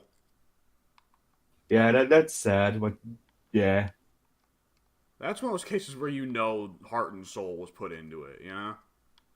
Yeah. I don't know, man. They upped the models for freaking Assassin's Creed 3 apparently. That looks the same. Well, that's a lie, but still. I mean, there's a difference between just up-resing the models and trying to remake them like Assassin's Creed 3 did. Yeah. What else can I say about Okami? The drawing seems a bit fiddly sometimes. Well, how it accepts what you do. I mean, it was designed to be used with the PS2 left stick, so, I mean, wasn't a terribly precise controller input. But yeah, it's not the precision. It's just that sometimes For example, there are sports where you need to draw constellations in the game, but the game will not let you draw the one missing star unless you just do a dot. That's a star. Okay. Yeah, it's just that. That's the only issue I have with the drawing thing is that sometimes the freaking microphone keeps falling out of from my freaking neck. Wow, that's a weird issue for Okami to have. Yeah, yeah. Okami just started off his game. Her actually, I think, because it's Amaterasu. Yeah, Okami just started up her gameplay channel. All right. Other than that, you get to do much. Yeah, I also played through the story mode of Guilty Gear Xrd Side. Okay, The now I have arcade not mode, kept yeah. up with Guilty Gear's story in a long time. I never did. This is the first time I hear about it having a story. Oh, it had a story mode long before NetherRealm did. Yeah, the last time I played Guilty Gear before, or actually, it's not even the last time. I think the last version of Guilty Gear I played was just an arcade rip. So Yeah, not much story mode to be found there. I don't think. probably Not not. not in the No. version I had, but at least not in the copy I had. But yeah, so I played through with Chip Chip Zenith, my main from way back when, and that game looks pretty good. Yes. Yeah, it's an interesting art style choice, but it's one that works. It definitely sets itself apart from, well, basically every other video game with how weird its art style is. Just so we'll clue in Frank Yeah. and Volk here. So Guilty Gear Xrds thing is like, Guilty Gear is fairly anime influenced in its art style. But what Mhm. it does with Xrd is that every model in the game is a 3D model, but they try to mess with the perspective so that everything looks like it's just a very high res 2D sprite. Oh. Yeah, Yeah. So, Pink, remember Dragon Ball? It's Yeah. that. yeah. Yeah, you remember the game where Captain Ginyu made you want to suicide? Yes, I It's remember it all too well. uh, I love that yeah, I it's still that. love that they gave Ginyu that move because that's such a fuck you in every regard. Yeah.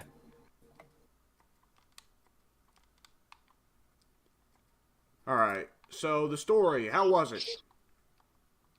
Um, I did actually. I don't feel like I found out a lot Yeah. from the story itself because I played with Chip. It was mostly focused on Chip and what he wanted to do, and basically what he wanted to do is establish a country. Become president of the world or something, right?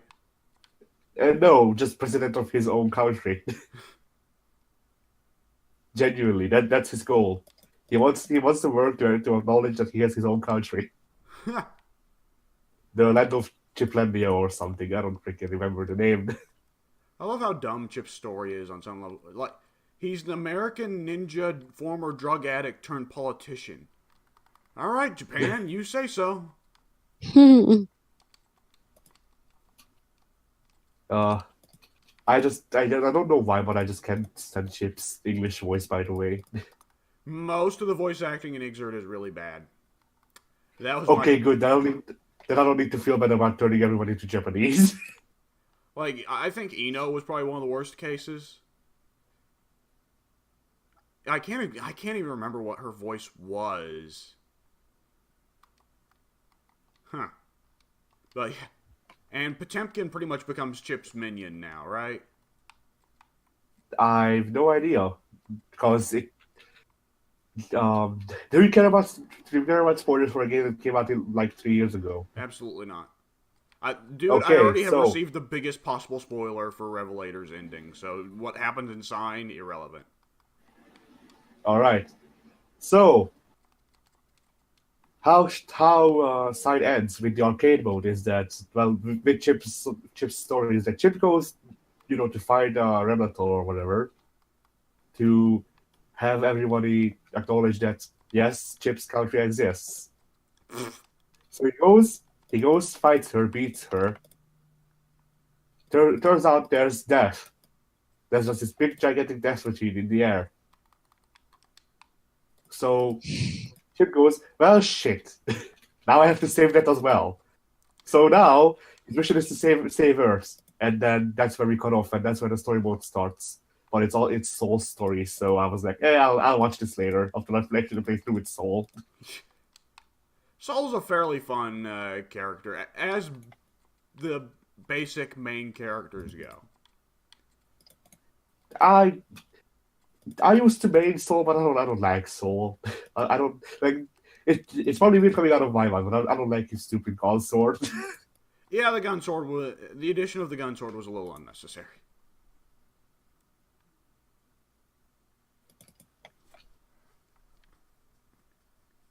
But yeah, that's also double stupid coming out of my mind because the god sword was one of the only things I liked about Final Fantasy VIII. So Why, you didn't like Squall spending the entire game going, whatever?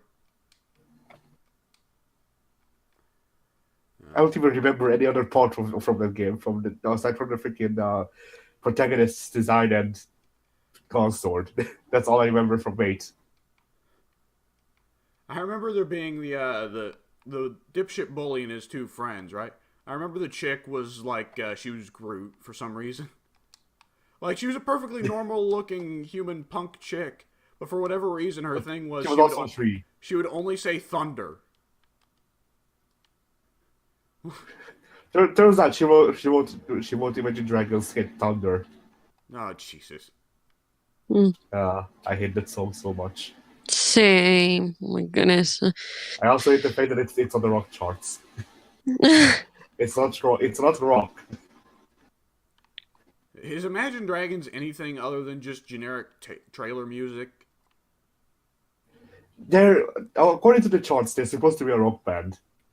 Well, I mean, I believe that, but I feel like there should be a specific genre for music you would never listen to, but they put it in trailers to get you hyped. Yeah. Yeah. I like their earlier stuff, and then they just kind of went downhill. I never liked Imagine Dragons. I greatly enjoyed their very first album and hated just about everything they put out after that. That was also back in 2012, and I was a lot younger, so I don't know how it would hold up today. I don't know. The only thing I know about Imagine Dragons is that freaking what was it called? Bloody hell! I really liked Amsterdam. Yeah, that's my I don't favorite think that one. one was a hit, though. No, it wasn't. Radioactive. There we go. That's the song I'm looking for. There wasn't enough bass hits for it to be a success. Yeah. Yeah. I freaking hate Radioactive. That It's was so overrated now. That was one of the most... Because that was the one they played all the time. Yeah, that's what I was going to say. That was one of the most overplayed songs by the radio ever. Mm-hmm. Like, I remember my parents loved to bitch about Hotel California because in their time the radio would not ever play anything else. That is this generation's Hotel California.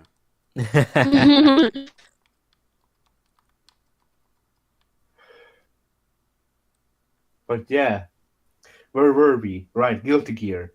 So, the gameplay is all fun. Turns out. Turns out what? Turns out his mic broke. Ah, shit. Here I was hoping he was going for a dramatic pause. No.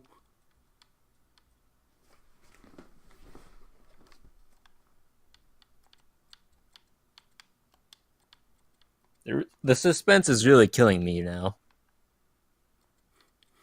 It turns out what? It turns out what? You better not be playing like a say bye Addy type gag here. With Addy, you can never know. There's no reassurance here.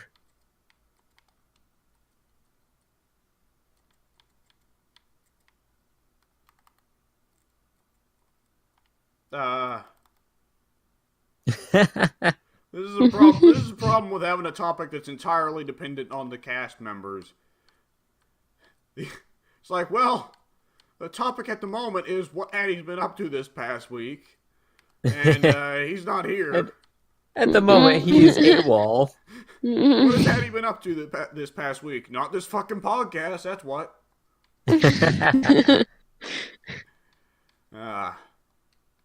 Pink, have you ever played Okami?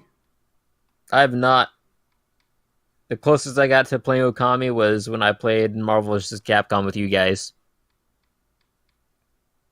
Right, did you ever play Amaterasu while playing Marvel vs. Capcom? Yeah.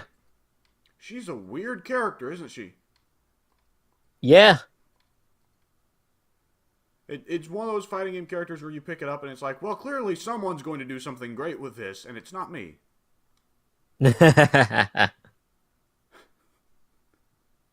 I was excited to have a doggo on the team, but the doggo did not provide much use for me, so that was unfortunate. It's a style switch character, which is always so problematic, you know? No. Because wasn't her whole thing like she could switch between like sword, chakram, and shield or something like that, or sword, chakram, and sun? Yeah, that didn't work with me. I have trouble with stance characters at all, let alone a character who switches between the various styles, you know? I have trouble with the default characters. Don't expect me to even try to master anything else. Yeah. I mean, there's a certain degree of it that just doesn't compute with my brain. Like, if I like a style better, I'm just going to stick with it. Like, I loved playing Wonder Woman in Injustice 2, but I never switched to lasso style. Oh, wait, they didn't. They got rid of her being a stance character in Injustice 2. I forgot. I was about to say, I have no idea what you're talking about, and I played an extensive amount of Wonder Woman. In Injustice 1, Wonder Woman was a stance character. That sounds terrible. A style switch character. She had her sword and shield style, and she had lasso style. And I pretty much never used lasso style. Why would you when you've got a sword and shield? Yeah. And I think they recognized that everyone vastly preferred sword and shield style, because in Injustice 2, she just gets sword and shield style by default and takes some of the lasso moves. Yep.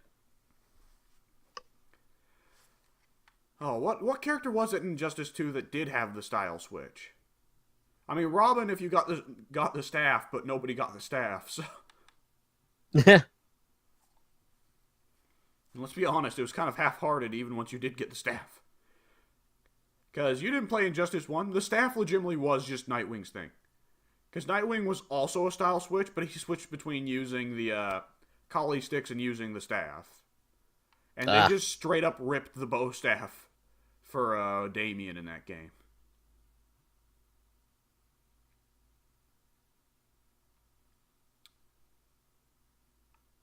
Is Robin probably the greatest case in a fighting game of a character that, like, everyone picks up and is like, this character has a really fun kit, and the character is way too annoying for me to ever play.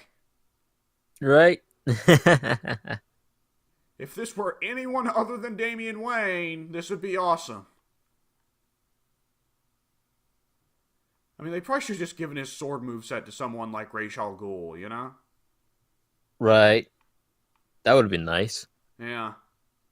I mean, if they want to have Robin, just have Tim Drake with the bow staff, you know? Yeah. Expand Dick's old bow staff style into a full thing, since evidently they have no intention of ever bringing Dick back since they fucking killed him. Injustice 3 is going to be rough, man. They've wrote themselves into such a hole here, you know? They've got nobody left. Like, Injustice 2 had to ignore the comics just to bring Starfire back. But other parts of the game still treat the comics as being canon. But Starfire, like, I forget, I think Starfire either died in the Metropolis nuke, which doesn't make sense because Starfire is actually one of the most powerful characters DC's got. Right. Or she got killed by Superman. Either way, she's fucking dead. Right. Pretty sure they killed off all the Titans in the nuke.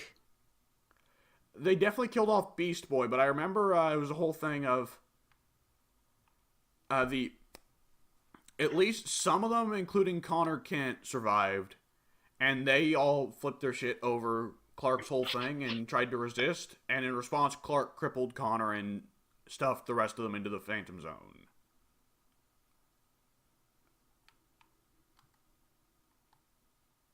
Man, Injustice Comics sucked. I remember that whole era. It was very hip to say that you liked the Injustice Comics and that they were the greatest comics ever. Just because it took the characters and made everyone shitbags. People, you could tell the Superman goes evil storyline 1,000 times and people would still have a raging boner for it. That's incredible, you know? It's why we can never have good stories, because people just want to be told the same crap over and over again. Yep.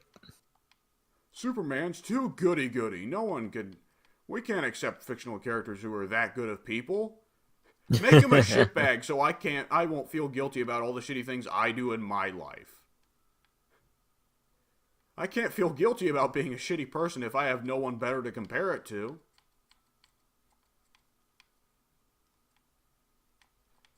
I'm trying to pad out the time here for Addie to come back. Right. But we may just have to move forwards. Probably. Like, Volc's muted right now, so we can't move forward to her. No, she's gone. But, oh man. And you know for sure you didn't do anything this week. Not that I can recall, because any free time I had was spent outside doing yard work or recording. Oh boy, spring's here. Spring is past. It's summer now, man. Yep. Spring seems like a season that got made up by our ancestors to fuck with us. It doesn't exist. Like, I can't remember the last time I really had a spring that lasted longer than 10 days. Because, like, either outside it is 40 degrees or it is 90. Nowhere in between. Yep. And, like, every person of every state's like, oh, no, you don't understand. Where I came from, the weather was much worse. Every person is like this. It doesn't matter where you came from. It's a universal thing to say spring and fall didn't exist where I came from.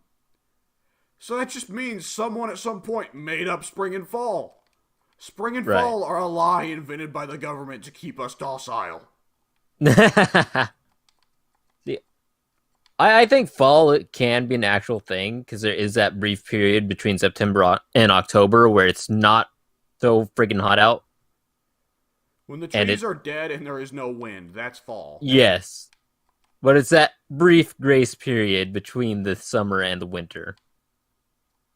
Spring, though, there's no such thing as spring. It's winter or it's summer.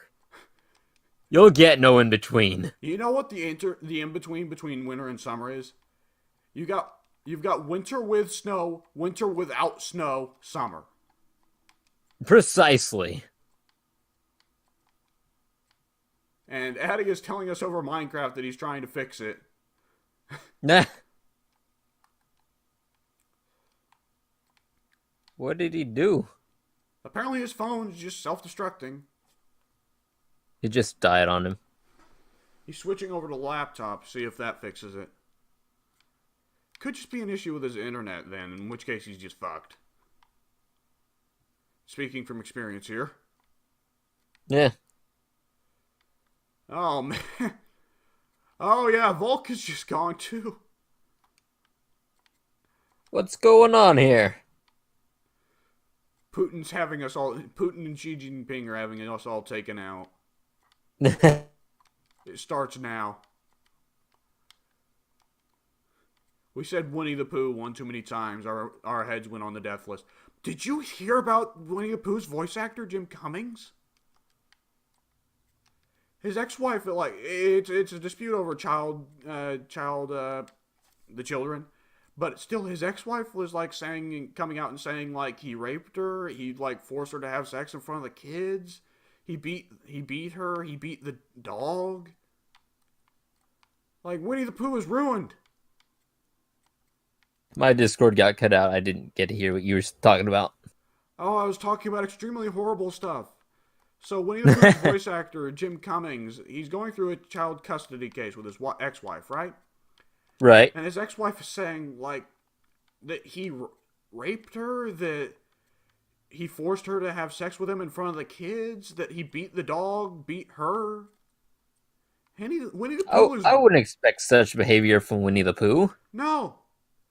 And he voices Tigger, too. And he's voiced them since, like, the beginning of the characters. Winnie the Pooh is fucking ruined now. Jesus, nothing is sacred.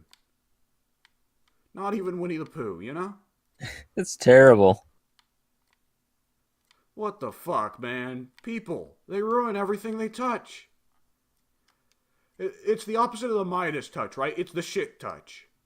Has there ever been like a Greek god of shit? I don't think so. But I guess it's Jim Cummings now. They got the Jim Cummings touch. Oh no, that sounds worse. That's like saying the Kevin Spacey touch. Or the... Oh, who's the Subway guy? Jared. Jared? It's the Jared Fogle touch. Yeah, go to sleep and have sweet dreams now. Thinking about the Jared Fogle touch. Jesus.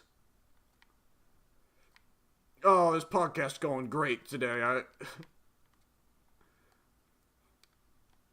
I bet Addie's feeling nothing but chocolate and sadness now. No, chocolate and pain. Chocolate and pain. Probably sadness Chocolate too, and though. pain. Yeah. Oh, Jesus. I mean, should we just... Is there anything I've done this week besides Mortal Kombat 11? Because Mortal Kombat 11 I'd want to talk with Addie, and I don't know if we... And Avengers Endgame we need to save for the end.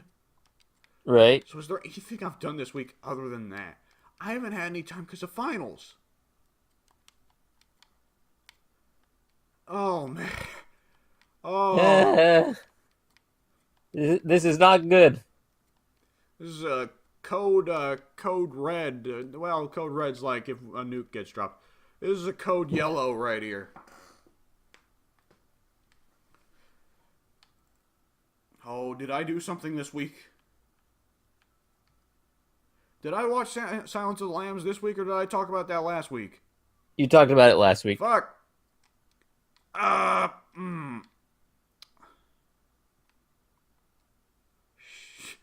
Oh, man. If I did something this week, I can't think of it. Oh, boy. You know what? I'm going to look up Reddit, and I'm going to see the very first thing that comes up, and that's what we'll use to pad out the time. Perfect. Okay, I don't think either of us want to talk about Crazy Rich Asians. I haven't seen it yet. I haven't either. Oh, the cinematographer for Guardians of the Galaxy has joined the production for the Eternals. All right. Now, I forget, is the Eternals Marvel's, like, Justice League equivalent? No, it's if I had to explain it, it would be sort of like a continuation, or maybe not a continuation, but a Marvel version of the New Gods. Because that was when Kirby came back and you just had full reign to do whatever he wanted. I've never heard of this. Are there any Eternals characters I'd recognize from the Marvel lore? Maybe Cersei, because she was on the Avengers at one point. Nope. Were they the ones that, like, gave the explanation for the Celestials and everything? Yes. Like, they were created by the Celestials? Okay. I thought that was Squad Supreme is their Justice League past the Shay, right? Yeah. Okay. I thought they were created by Squad Supreme. But I guess that wouldn't make sense because they have a Batman equivalent. Right. We, as the Celestials, are going to make this ordinary man. But we'll give him $1 billion. Man, wouldn't it be wild if Marvel just brought in Squad Supreme and did them better than DC did Justice League? I'd like to see that. Yeah. Give us the Wizard. Wasn't the Wizard and Jessica Jones, actually? think he was. They put the Wizard in Jessica Jones. I hope they didn't put him in her, but you know what I mean. And apparently Hercules is supposed to be a part of the Eternals as well now. At least for the Why? movie. He's a Greek god. He wasn't created by the Celestials. So that's cool. Oh no, I can't hear you. Hang on. Oh yeah, just what we needed today. Oh yeah, this is going great. I love it. Oh, beautiful. Positively fucking beautiful. I can't get enough of this shit. Jeez. I think Discord is just eating everyone. It's just gonna be a podcast of me. Hey guys, welcome to the Alex podcast. Oh no. I'll just talk about Endgame by myself. Okay, you know what? Here's something you can talk about that we can talk about. What's going on in wrestling lately? I haven't been paying attention. Lately, well, a lot of interesting stuff happening behind the scenes right now, because I think Sasha Banks has still refused to come in for work after she dropped her title, or tag titles, at Mania. Right, but that's, which I that's think... new kayfabe, isn't it? No. Oh. That's genuine? That's a shoot? I would think it's genuine, because Sasha has always been kind of uppity on herself. But new kayfabe, though. Like, I don't buy it as new kayfabe. This is part of why I don't watch modern wrestling as new kayfabe. I just can't stand this shit. Like, I didn't like kayfabe to begin with, honestly. But like, I can't be bothered to keep up with this shit. Like, Uh-oh. Oh, bye, Pink. What happened? Am I disconnected? Yeah. Well, no, on Discord you're fine, but you're disconnected on Minecraft. Was I ever in Minecraft? What? You never joined the Minecraft game. Oh, I don't believe I did. Well, it just informed me that somebody left. Well, that would have to be Addy then. What is going on? But I'm still in the game. Addy killed himself. Okay. The Minecraft cast continues eternally. Because this is the only way we can communicate with Addy, but he's killing himself. I don't know what that means. Is that like a hidden signal or something? Is that the signal that Addy has for, like, go on without me? In that case, he didn't prepare us. If ever in Minecraft I kill myself, clearly this means continue the podcast without me. For my cause is lost. Could be. Okay, we have... Okay. So what's this thing with Sasha Banks? Did she drop her title legit, or was it a fuck-up? Because I heard something about a botch at Mania. The botch at Mania was not for the tag titles. It was the main event. That's where, not Sasha. Becky beats Ronda to become double champion. Ronda was supposed to go over? No, Ronda was not supposed to be involved in the finish, though. The finish was allegedly supposed to be Becky tapping Charlotte out. But instead, the finish was botched, and it resulted in Becky pinning Ronda, which is not supposed to happen. Is Ronda still maintaining her undefeated streak? Well, she's defeated now. Oh, I mean, up until that point, yeah. Up until that point, I'm pretty sure she had gone undefeated. Why? Because UFC, WWE loves their UFC. That's why Brock has been champion for 2 decades. It didn't work for Asuka, though. Why would they try it again? Because they thought it worked for Asuka. Why? I've never heard more hatred for Asuka. Other than the people that want to fuck her, but I mean, that's usual desperation. Who gives a shit about those people? See, a lot of people loved Asuka in NXT despite all the havoc she was ravaging down there. Because it completely destroyed their women's division, and they're now getting back on, but not really. Then once she got up to the main roster, it was more of the same, and that's when people got bored of her because, you know, once you've got that bigger limelight on you and you're doing the same shtick every week, kind of wears thin really fast. Well, everyone in WWE Which does is the same. why she had eventually lost to Charlotte at Mania and then went on a losing streak and didn't get back up into the title picture until very recently. Doesn't everyone in WWE do the same shtick now? Gosh darn it, Discord. I thought everyone in modern day did the same shtick over and over again. Is this thing working now? I can hear you, but I don't think you can hear me.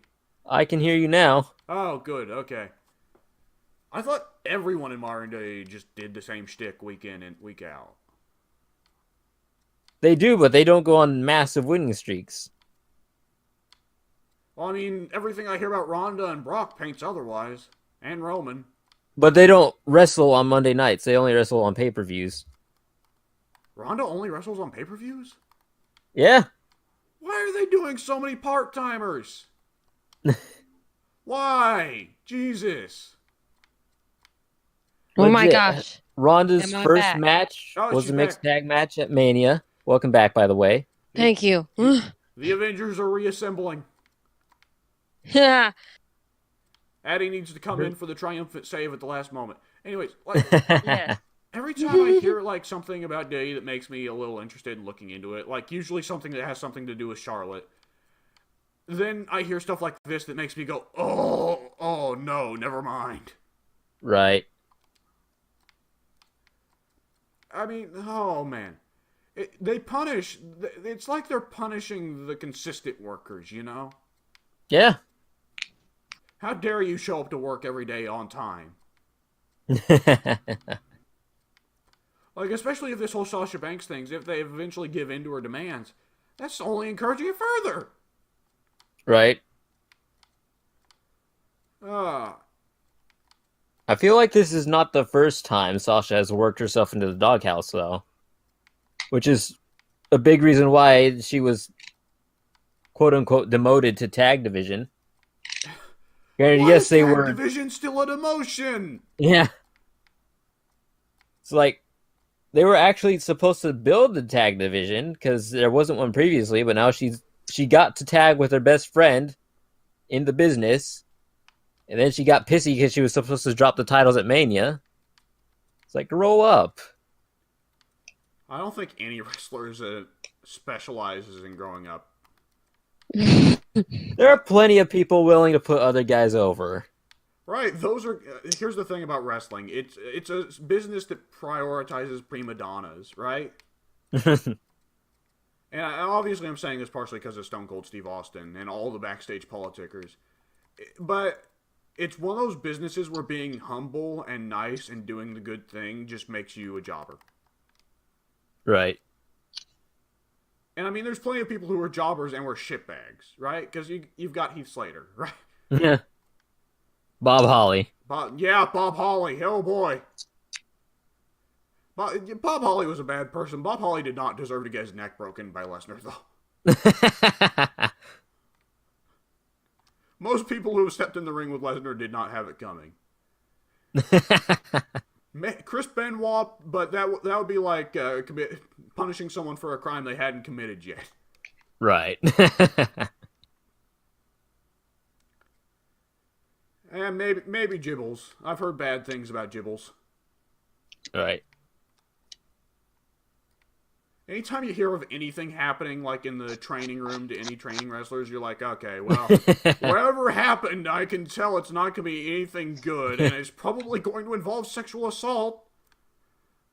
What is it about that old gym atmosphere that's like, well, I'll make this guy a bigger man and make him more humble by raping him? I don't think any normal person would understand the logic behind it, but here we are. Jesus. And this is what we have to talk about since Addie's disappeared into the ether. You know, half the podcast disappeared. I'll be honest, the podcast got Thanos snapped. You're not Yeah. wrong. You're not wrong. I thought all the websites predicted Pink would die, and Addie would live, but no, the It was the reverse. analysts predicted wrong. It's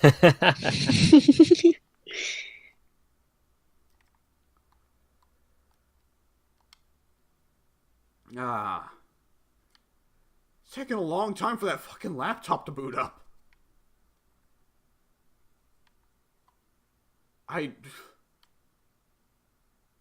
Do we just go forward without Addie?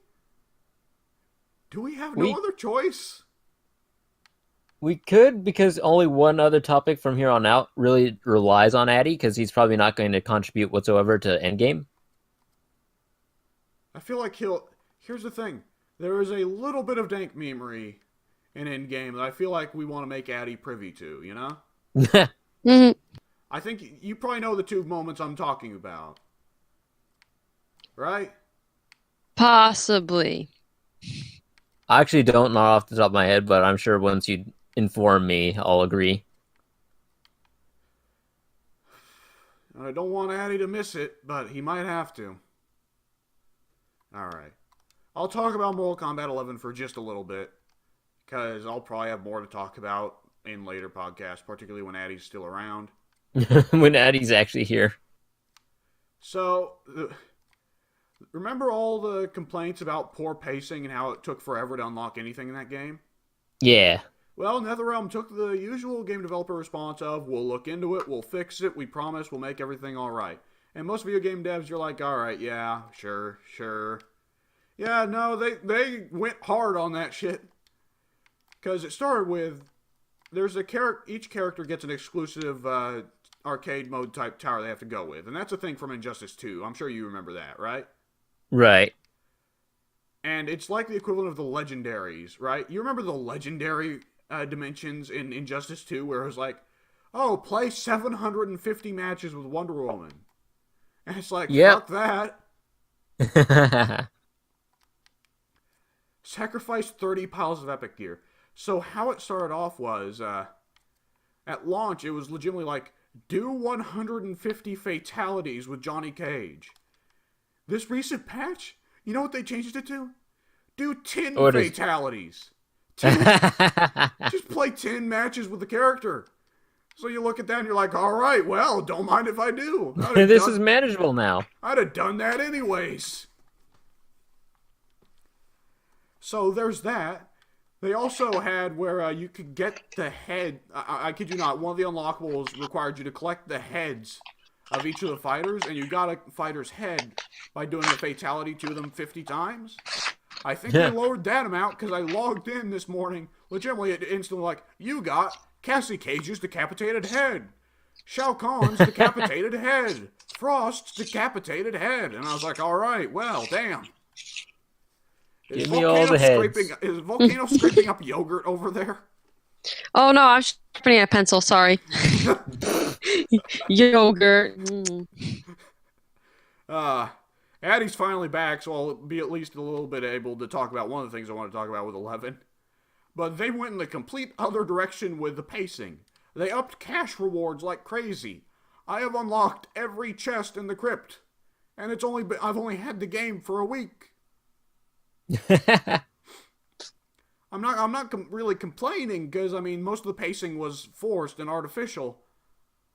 But like, what I'm gonna be doing from now on going forwards is I'm not gonna have that problem Injustice 2 had of just sitting and letting the AI play the game for hundreds of hours. Like you remember that shit. I know that's not a problem anymore. Oh man, it's kind of a great feeling. But the mechanical changes they made to the game, like the more time I spend with it, like, as I said last week, the decision to switch to a more neutral, heavy fighting game is like a tremendous decision. It reminds me a little bit of Soul Calibur. Because you remember with Soul Calibur, like, combos were a thing, by all means. But with Soul Calibur, at the end of the day, you could win just by having good control of the zoning and the range in Soul Calibur. You figured out if a character had good range, and like with Nightmare or Raphael, it was really easy. Or Killick, because each of them had really big reach. Mm-hmm. And then there were weirdos like Maxi or Talum who had almost no reach, but they got crazy combos. Yep. It's a lot of that. Combos are definitely there in Mortal Kombat 11. They're much easier than before. But it's mostly about figuring out your character's proper spacing, what range they want to be at, figuring out what range your opponent wants to be at, which is important, and setting all that stuff up proper. And it's one of the weirdest cases in fighting games in that I can look at every character's moveset and see, like, every part of their kit has use. Because there are lots of fighting games where you pick up a character and you look at their moveset, and it's just a lot of useless shit. And I think I talked about this last week, but I have to emphasize it. It's still kind of crazy to me that Scorpion only has 2 special moves by default. It's madness. And I'm waiting for Addy to unmute himself, because I don't know if he's actually here or if he's still dealing with some shit. What was I going to say? There was something I was going to say. I guess I'll just go ahead and move forward to the one last thing I want to say. One of the things I love, Mortal Kombat 11 is caked with weirdo characters. And not, like, only a couple of them have proper subsystems, like Jax. But, I mean, a lot of them have extraordinarily weird moves. Because you can look at, like, Scorpion. Scorpion's got a slight weird move. So it's a Mortal Kombat tradition that 9 and X both followed, that just neutral jump and then the second and 2 would always give you a ground bounce. Not anymore. It's just a regular jump punch. Except for Scorpion. Because Scorpion can just... yep, Addy's going to have to drop out. Alright. You know what? I'll save the weirdo mechanics talk for next week. Frank the Trash Man said hey. Oh, Jesus. This is how he's contributing. Microsoft Sam has joined us for the podcast. So I think on Addy's end, it's a chick.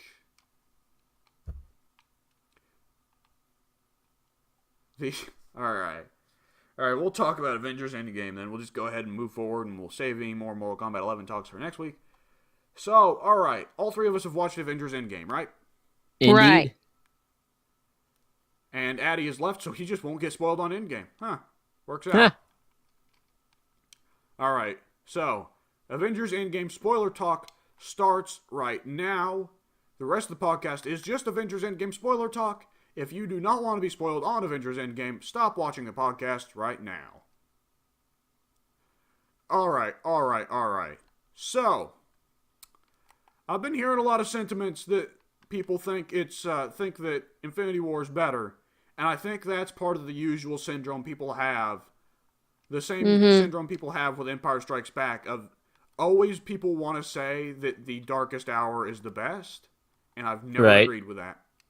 Yeah. Agree. I don't get it. I mean, I'll agree in Empire Strikes Back case, but not in Infinity War's case. Infinity War was a damn good movie, don't get me wrong. Like, the biggest basis I can see for it is if what you want out of the Marvel movies is interpersonal interaction between everyone who's ever showed up, by all means, yeah, Infinity War is the end-all, be-all. Because most of the major Marvel cast is dead for Endgame. Right. And, like, that's the main thing that my family came out and complained about with Endgame, was that we didn't get to see Doctor Strange or Spider-Man much, and they wanted more interactions between those guys. And, like, I get that, but Endgame was marketed from the beginning as the last hurrah for the original 6 Avengers. Plus War Machine, Nebula, and Rocket for some reason. They had to give him screen time. They earned it. They earned it. So they didn't mind putting Rocket in there because he's just a little CGI raccoon. Yeah. I mean, Rhodey's been there since the very beginning. Well, sort of. Yeah. As for Nebula, I have no idea why she's there, but I'm not mad. No. So would we say there's a general agreement that it's better than Endgame? I mean, better than Yeah, Do yeah, I say agree. that Endgame better is. than Endgame. I do think Endgame is superior to Infinity War. Agreed. Like, there were so many, like, I feel like maybe part of the impact is lost for people who don't know much about the comics. Because there were so many moments where it was, like, mark out for people who are comic book fans, you know? Mm-hmm. Right. I would ask what I think the hardest mark out moment of the movie was, but I have a strong feeling you'd both answer the same moment, and so would I. Oh. Because we're all going to answer when Cap gets Mjolnir, right? Yep, that's exactly. Yes. That was like, oh man, I can't imagine how crazy that must have been for someone who hasn't read the comics, right? Because there's a little hint when he was able to make it budge way back in Right. Age of Ultron. But you wouldn't expect a hint like that to come back here. Mm-hmm. Yeah. I was hoping though. I was like, come on, he has to. Yeah. I think I posted on the forum Facebook a long time ago where I had said I wanted to see Cap wield Mjolnir at some point in Infinity War, and back then I was still under the impression that it'd be called Infinity War Part 1 and Part 2. That was not the case. Yeah. But then they destroyed Mjolnir in Ragnarok, so I was like, oh, that's never going to happen then. And it completely slipped my mind for the entirety of Endgame until that moment where he picks it up. Me too, because I figured like Thor was actually getting creative with the use of Mjolnir. No, Thor's still stupid. It's just that someone else actually got the did it seem like anyone else that it seems like Cap is far better with Mjolnir than Thor ever was. Yeah. It's like when I seeing the crazy lightning hammer combos that he was doing on Thanos, I was like, man, when you think about it, Thor's an idiot. Why was Thor doing none of this back in Avengers and Age of Ultron, right? Because all he did back then was smack people with a hammer. That's it. Every now and then you'd be lucky to see a one lightning strike, you know? Oh, the entire final battle was so full of just mark out moments, you know? Yep. I was grinning from ear to ear, like with a big dumb smile on my face for the entirety of that scene, and I am not the kind of person who smiles with like full smile with teeth out. Right. Like, I'm glad no one was looking at me because it was a movie theater, but I'm, oh man. You know what the best summarization is for the entirety of that battle? The gif of Vince McMahon reacting to the bodybuilders.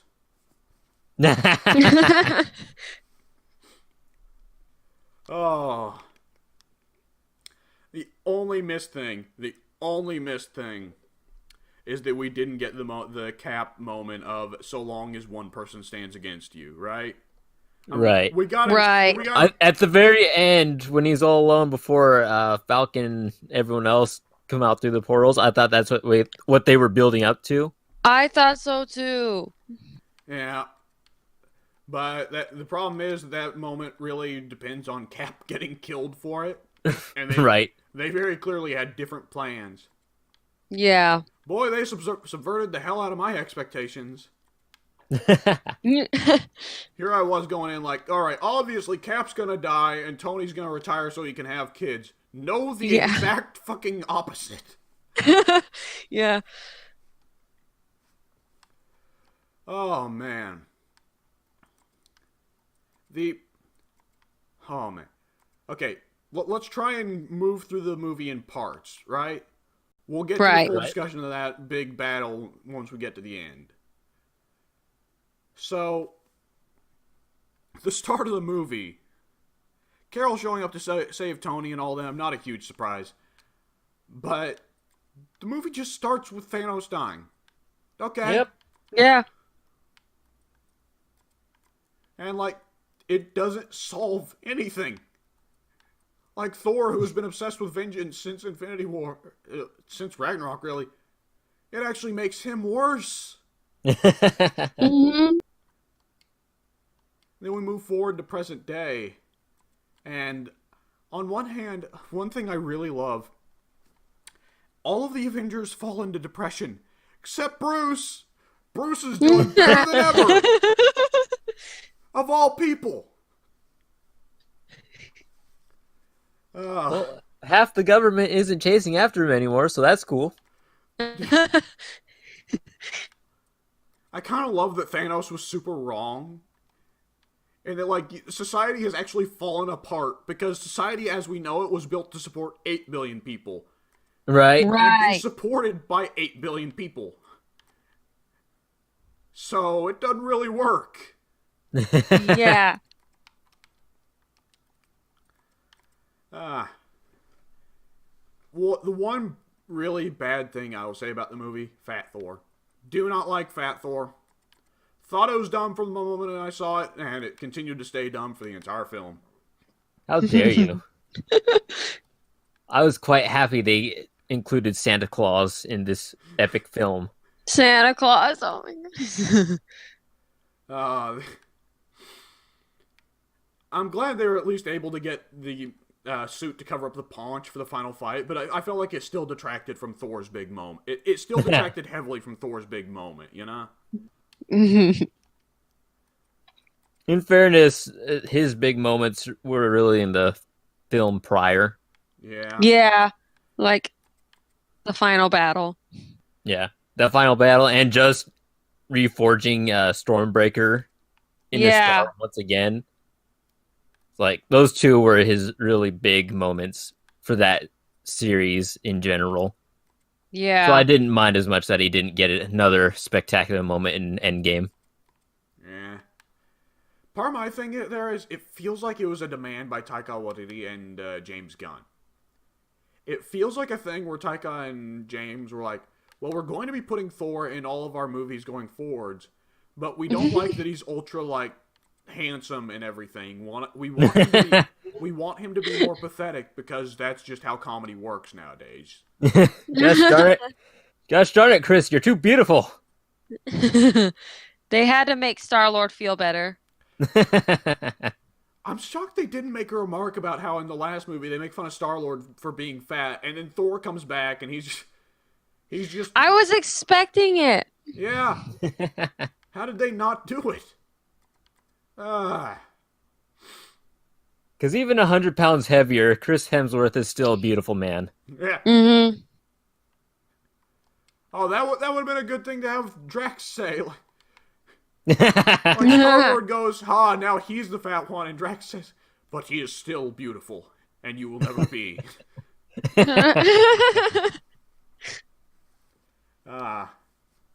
There's a shocking lack of Drax in that movie, though you could say there's a shocking lack of a lot of people in that movie. Yeah. Yeah, I was definitely surprised by the lack of Drax in that film, especially with all the build-up for Drax and Thanos in my mind. But at the same time, they were supposed to have a movie come out like immediately after Endgame. And then the James Gunn thing happened. And then the Yeah. James Gunn thing happened, so that didn't quite work out. And But- then it unhappened, so now they're back Yeah. on for it. Yeah. But if things had not fallen off the rails there, we would have gotten a Guardians of the Galaxy film almost immediately after Endgame, which would have explained their general absence in the film on a whole. But since they are not getting their film until much later than anticipated, the Guardians' omissions seem a bit too apparent for my liking. Yeah. I mean, part of the problem is I always associate Guardians as, like, the cosmic Marvel, and Thanos is the ultimate cosmic Marvel villain. Mm-hmm. So it feels a little weird that they got to be there for so little of his defeat. Right.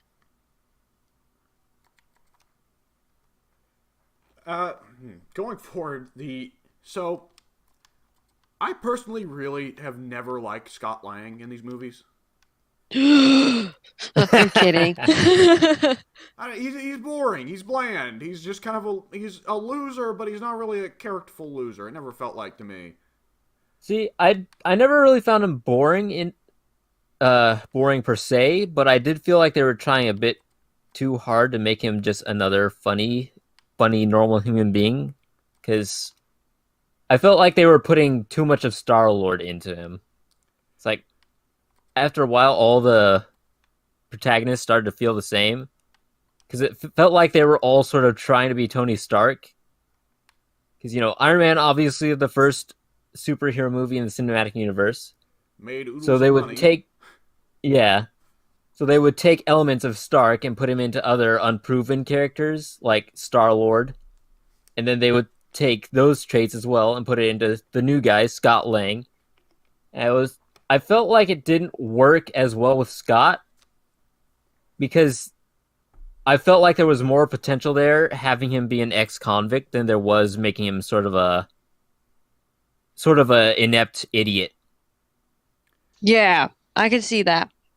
There was tons of potential in having him be an ex-con, and they did nothing with it. Right. They just wrote it off way too quick. I remember. Like, oh yeah, this guy, he was basically Robin Hood and served in prison, but he's out now, and here we are. You saw. You read Text from Superheroes, right? That little blog right there. I don't think so. So I might have. It's a little blog where people make they edit the superheroes into like pictures of iPhone texting to make it look like they're texting each other. One of the Right. conversations they made was Scott Lang and Luke Cage texting each other, and Scott texts Luke, "Hey, we're both ex-con superheroes. That's awesome." And Luke texts back, "Oh yeah, you were falsely accused too." And Scott texts back, "Nope, I did it." And then Luke texts back, "Well, you've still had to deal with like discrimination against you afterwards, right?" And then Scott texts back, "No, actually, I was given a super suit and became a superhero for pretty much free." I was white. Yeah, legitimately, what Luke texts back is white people and just period. Oh, that's such a great contrast. And the crazy thing is, I think Scott and Luke were actually supposed to have been in the same prison. I think so. Well, I'll Seagate, right? Yes. Yeah. It's still a little bit sad they couldn't get any of the TV heroes in for the movie, but I mean, Mhm. Yeah. I recognize that Netflix is being a bunch of dickheads over it, so Right. Mm-hmm. just at least one cameo, like where we see in New York, we just see Daredevil, right? Yeah. And I don't even like Daredevil, but like something, come on, something to at least acknowledge that it's canon. Ah. Oh well. So, the point I was getting to about Scott Lang is I really did not like Scott Lang. I thought he was a really boring character. And that entire opening sequence with him really redeemed him for me. I did not expect Paul Rudd to have the acting chops. At all. And boy, did he. Yeah. Because, like, in terms of action, obviously the best scene is the big battle at the end. But in terms of drama, I think the movie peaked almost immediately with that scene. I don't think dramatically any scene was better. The sheer panic that Scott had, Mhm. Right. It was really good. I had goosebumps. I actually cried. Anyway, but Yeah. And seeing Cassie grow up, like that little moment, like where they're staring at Yeah. each other, and it goes. That's what got me teary-eyed. You The can 5 see yeah, it years going that's through, the removed. spot. That's the spot I was like, and you can see it going through Scott's mind that he has missed 5 years of his daughter's life. Mhm. yeah, Oh, that was heavy. That was heavy. yeah. And then they integrate Scott into the Avengers, and we get the little time travel heist plot. Yeah. Time heist. Yeah. And for a good while, I appreciated the way they set up the time travel rules here. Because anytime there's time travel in fiction, you run into the problem of, are we assuming that the past affects the future? Which most time travel plots do, because they try to set it up as a form of tension, right? And so they're Right. saying, like, Right. the villain's going to go back and strangle the hero in the crib, right? So now that sets up tension. The problem is, whenever they do that, that means the hero can't go back in time and do anything, logically. Because then they just butterfly effect. Suddenly Hitler wins World War II and the world comes to an end or something, right? Right. Right. And it further runs to the problem of, even if butterfly effect doesn't really, come on that strong, even if it's just simply you went back and prevented something bad from happening, assuming logic is in effect here, we are assuming that then going into the future, their future selves, that won't have happened to them. So they'll have no motivation to go back in time and prevent it from happening. So they'll never go back in time and prevent it from happening. So then it will happen, which will motivate them in the future to go back in time and prevent it from happening. Which creates a gigantic mindfuck loop. Mm-hmm. And that's always the problem I have with time travel. So finally, Endgame finally just says, yeah, you can go back in the past and change things, but it just creates an alternate timeline. It doesn't actually change your future. And I'm like, finally! Yes. Finally one that makes sense. I'll accept it. And then they kind of blew it with the ending, but we'll get there when we get there. And the decision to go back and look over a couple of movies is a little bit of masturbation, but you know what? I'm fine with it. I appreciate that partly they got to use it to show how Cap has changed so much. Right. Yeah. Because he has to go up against Goody Goody himself. And the moment he sees Goody Goody version of himself, he goes, "You gotta be shitting me." Mm. I could not Yeah. hear 2012 Cap say, "You gotta be shitting me." Yeah. And probably the best gag, the two best gags of the movie, him saying "Hail Hydra" in the elevator, because they knew Yes. they knew what they were doing with that. And the other best gag of the movie is Cap looking at his own ass and going, "That is America's ass." Yeah.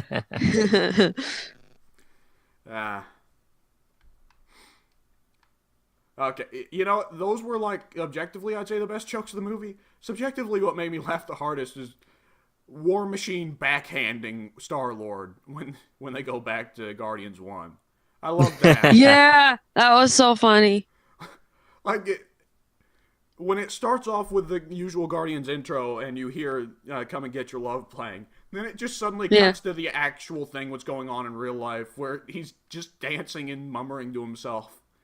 Mm-hmm. Slowly it pans out as Nebula and War Machine enter the frame, and War Machine's just like, "So he's an idiot." Yeah. And a couple seconds pass before Nebula just goes, "Yes." I loved it. They're shitting on Star-Lord so hard now. Yeah. And I loved Star-Lord, but after Infinity War, he deserves it. See, even with his actions in Infinity War, I still think he's one of the best Marvel characters he got. Oh, by all I means, he's still still love well him. written. He's just a shitbag. He's always been kind of a piece of shit, though, especially in the comics. Never read him in the comics. But he has far less of a conscience in the comics. That's all I'll say. But what was I going to say? Right. What was the third time they traveled to? They went to Thor's. Oh, They went to Asgard. the Dark Yeah. World. What a pull. What a pull. I would never expect Thor the Dark World to ever become important ever again. When they went back to Thor the Dark World, I was like, what? Has the Reality Stone not existed at any other point in time? You know what? If they were smart, there's no way they could have known this because even Nebula wasn't around to see it. But there would have been a point in time where both the Power Stone and the Reality Stone were on nowhere, weren't they? Weren't there? Yes. And the Space yes. Stone. All three of them would have been in Oh, nowhere. yeah. Just go visit the Collector real quick. Beat his ass like Thanos did. Collector can't catch a break. No. Unfortunately, he's immortal, so he's just going to continue to catch beatings. I hope they at some point get to have Collector and Grandmaster meet, but it's unlikely either of those guys will ever come back. Yeah. So yeah, they go back in time to Natalie Portmanville. And Natalie Portman, while they did use archived footage of her for the live action, she actually did go into a recording booth and record new lines. and confirms she is interested in coming back to Marvel. And I'm just thinking, why? They're obviously not going to do Jane Foster Thor. Why would you? Thor's going off into space. What's he going to do with you? Ah. That is interesting. It is interesting, but yeah, like who knows? Speaking of pools, by the way, how about the fact that Ancient One got just about as much screen time here, dialogue here, as she did in Doctor Strange? I'm not complaining. I like Ancient One a lot, but it was a big surprise. Yeah. I guess someone was like, well, we need exposition. Ancient One, you're coming back. It was kind of neat having a moment, though, where Ancient One actually is, like, proven wrong, and she's like, oh, shit. My bad. And you know, that's probably the only way they're going to be able to get Mark Ruffalo to have more than, like, 10 minutes of on-screen time without CG, wasn't it? Since he's Professor Hulk now. Yep.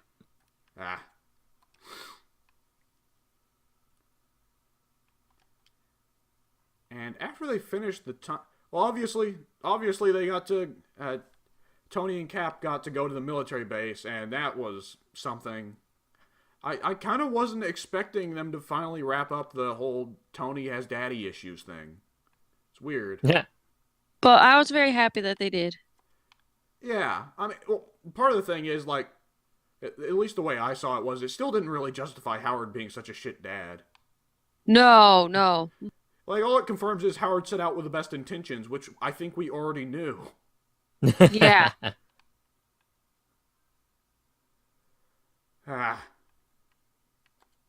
And also Cap creepily staring through the window at Peggy.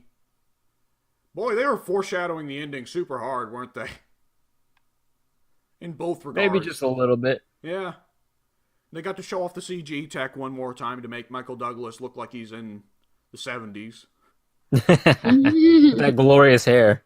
Yes.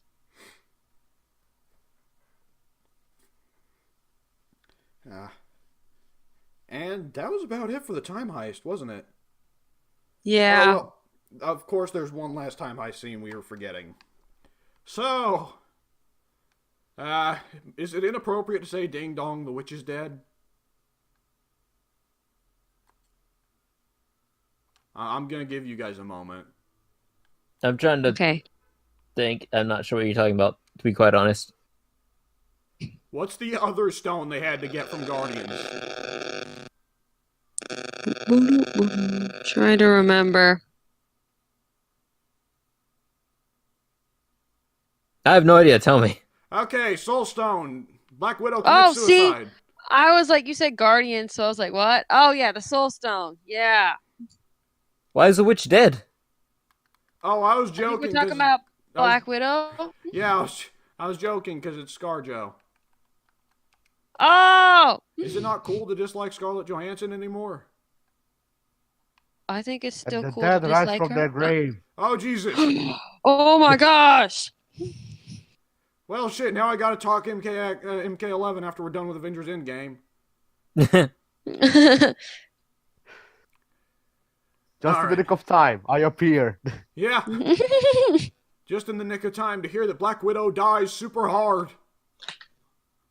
Good. You've only watched one of the two of the movies, and you're like, all right. I had no investment in her. I don't need to care.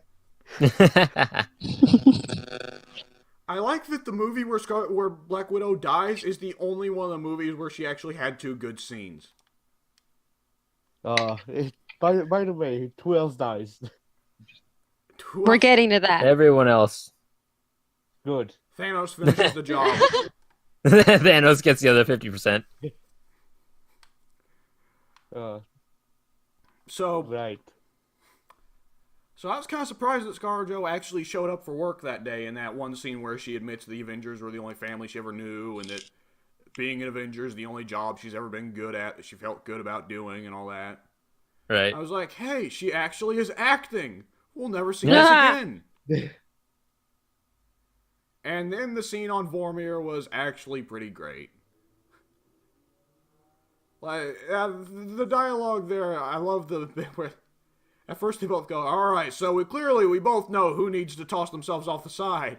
And they look at each other like, I think we're thinking of different people. Yep. I've never seen a fight scene that is a battle to see who gets to commit suicide. Right. Then you have not seen me play Super Smash Brothers. I'm kidding. Are you like me and every now and then I get the urge to try and dunk someone who's over the side, and instead I just dunk myself? Yeah, yes. I've done that. It's happened to the best of us. Right. So, is everything else done? Yeah, we moved on. I said a little bit about Mortal Kombat 11, but I tried to move on quickly because obviously Pink and Volc don't give a shit. And we started talking about Endgame to wrap up the podcast. Okay. So, Pink, What? it is time. All right, we nearly forgot Meme Hour again. Jesus. Are you prepared? I suppose I am. Just All right, make sure we don't let's see. forget where we left off on the Endgame topic. All right, anytime you post a meme, you gotta let me know, man. Because I need to be ready with them timestamps. All right, let me get onto my phone on the Discord, and I will let you know.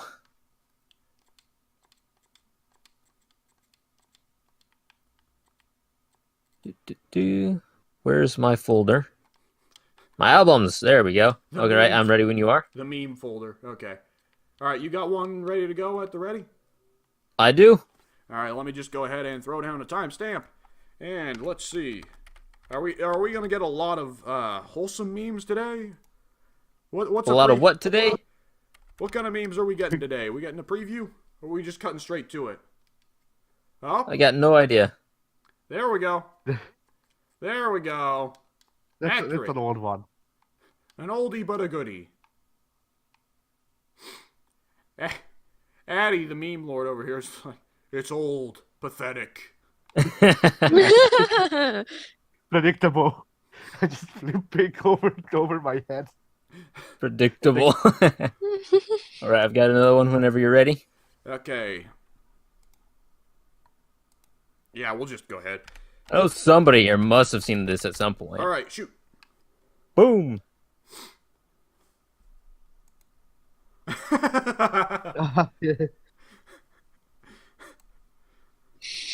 They're screwed. They ain't got a shot. Not against the Shockmaster. The He did shock the Shockmaster. world. He did shock the world. In more ways than one.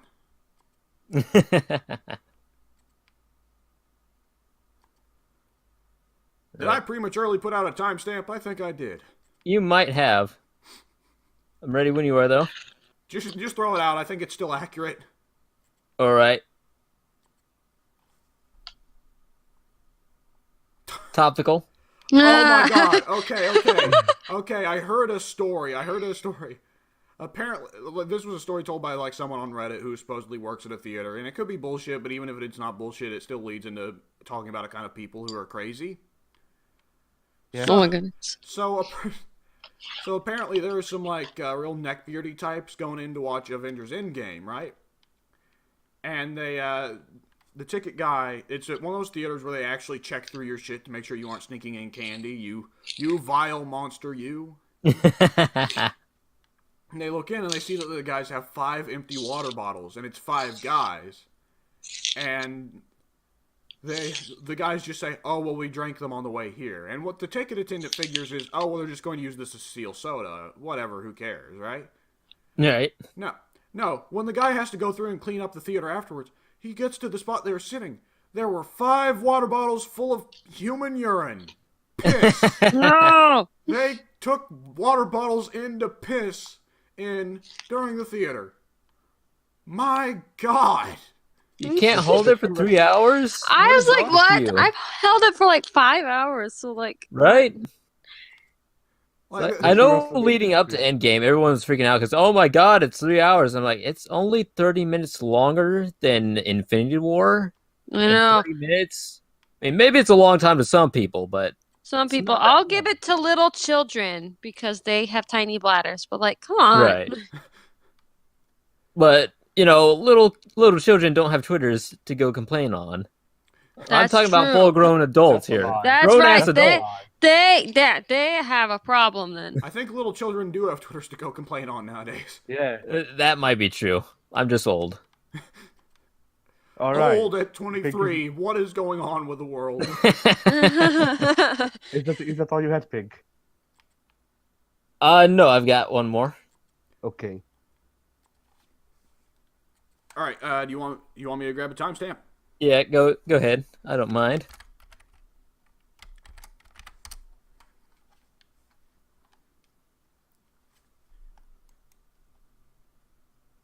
Hug me. All right. Well. All right. Sure. I'll let somebody else fall on that sword. The ocean gets its saltiness. The ocean gets its saltiness from evil players. You know, the great white sharks are pretty rough. It will never get rougher than the goblin shark. All right. Well then. All right. There's meme hour for today. Thank you, Pink. No, it's not. Oh, But I have- Jesus, Eddie, it's not even your week. I have a couple of memes up my sleeve. You did not end this endgame discussion so I could post my memes so that you could post your memes. Yeah. Gosh darn it. Play us like a damn fiddle. Oh. Like, gee, why the hell is Addy so interested in my memes? It's like, yeah, I know we missed them last week, but it's not really that important. But no, here we are.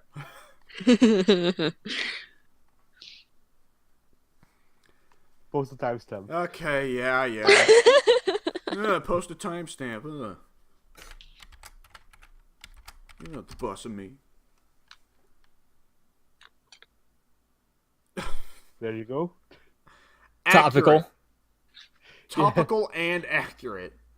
Speaking of topical, here's another one. No. Oh no. No, I just saw Sonic's face and Volc expresses defiance of your memes.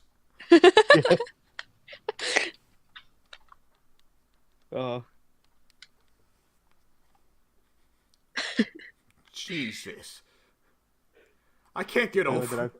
It gets worse every time I look at it. And Addy, you are not on point with these memes. I'm going to have to edit the timestamp. Oh, it's already up. No, not on my end, it isn't. Not on our end. No, I mean the timestamp. I couldn't. Yeah, tell. yeah, the Yeah. timestamp's up. Okay, there we go. Okay, Oh, there we go. Jesus. Oh my god. Topical. Well, there we go, folks. All right, and the last one. Oh, there's more. Okay, yeah. Yeah. This is not quite as topical. Go. 2 minutes 50. Yeah, I'll edit it. There we go. People will only get to see Infinity Gauntlet Eggman for 20 seconds. That's all they need. Yeah. You know how valuable that Pokemon card is? I mean, I don't, but it's like, who carries a Pokemon card in their like wallet or something just so they can leave notes somewhere? I mean, you don't carry Pokemon cards? Just so you can Not leave notes? typically, but you never can be too careful. I might lock eye contact with some kid who wants to battle me, and then I'll be really screwed if I don't have cards on me. Yeah, you'll have to give all the money in your wallet. All right, What I a think that's strange all I have. anarchic world Pokemon live in. What'd you say, Addy? Oh no, I have one more. Oh, But Jesus. wait, there's more. All right, editing's gonna be okay.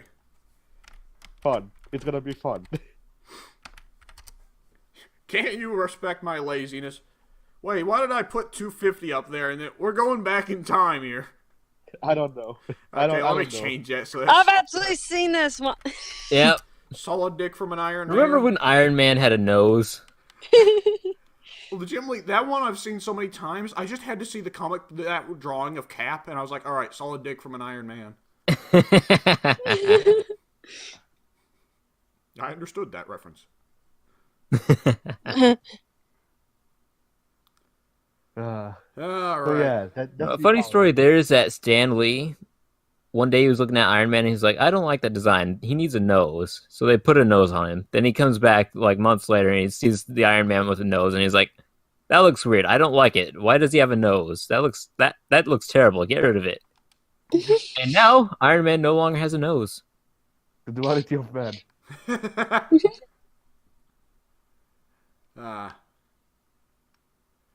All right, back to the Endgame discussion. So, hey, the right one died. Nah. Is anyone going to dispute that? I'll give them credit for making me actually care about Black Widow for the first time ever. So her death did impact me, but And it won't happen ever again. yeah, Nah. she's kind of dead now. Yep. It won't happen ever again. See you next movie where Black Widow rises from the dead. Oh, man. Of all the characters that would get to come back after all this, Black Widow would be weird. I will say, that was like a top-level play there by Marvel. All this talk of the Black Widow getting her own movie. Oh, they got a writer. Oh, they got David Harbour. Oh, they got Rachel Weisz. No. She might get her own movie still, but it's gonna be a prequel. Yeah. That does have me disappointed, though, because I don't think they should ever do a prequel ever. Well, I mean, the thing is, they have. Captain Marvel. They have with Captain Marvel, but that's the only exception I'm willing to make, to be quite honest. I think in a post-Endgame world, they should only ever go forward. Oh, Yeah. People are gonna want to go back to a time when, like, I don't know, Captain America existed and try to enlist Chris Evans for a cameo, right? I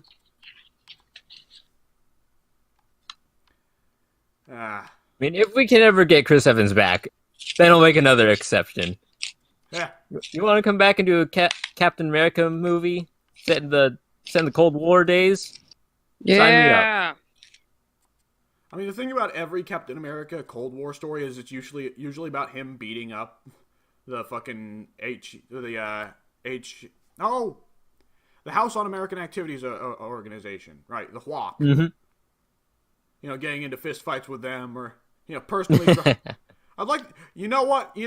I want a Cold War Captain America movie so we can get a movie where Captain America drop kicks Richard Nixon.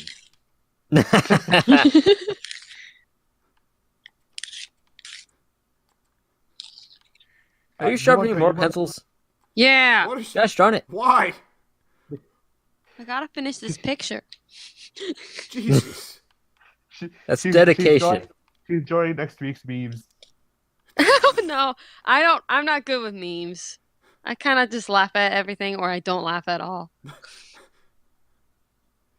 More reason to go into memes. Yeah. Most of them are shit. You're not wrong. But yeah, so let's get fight dying. Believe it or not, kind of. You're more wrong than you're more wrong. You're more right than you expect. So we're trying to go through the movie like chronologically in order of events. All right. Chronological order in a movie about time travel. Yeah. Yeah. And the what were we at? All right. So finally, Scarlet Witch does something we can cheer for. She kills herself. That was unnecessary. Black Widow.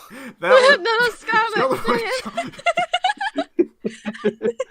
The other redhead. I get the two confused all the time because I look at Black Widow and I think red. I look at Scarlet Witch and I think red. Honestly, it's that simple. Scarlet quote unquote witch Johansson. No. It could have been worse. I could have just said Scarlett Johansson finally does something we cheer for. That'd have been infinitely worse. And I would have, that one would be like, you guys would be fair for saying I'm an asshole for. Here I was just confused. Just No, confused we and don't- stupid like usual. We'd only call you an asshole for saying that Scarlett Johansson then kills herself if she actually just does it. Oh, man. Oh. And then we find out that we have mind control powers. Oh. Right. So, hey, how about that Hawkeye, huh? Or now he's I thought Ronin. Hawkeye was spectacular in this movie. Yep. Turns out what you needed to do to turn around Hawkeye as a character in the MCU is just make him into Punisher. Who'd have thought? Crazy concept, but it worked. And I'm gonna assume that Hawkeye shoots Thanos, and that's the end. Ah, Hawkeye does play a very big role in the story, actually. Like, the weird thing about the movie is looking at it, the heart of the movie are Scott Lang and Clint. Mhm. Yeah. Which is weird. It's not something I would have expected going in. Scott, Clint, and Nebula are the heart of the movie.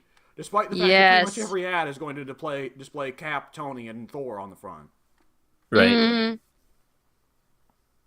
Thor, I'm gonna assume gets his next step like his brother. No. Here's what I wanted to bring up for Addy when Endgame came up.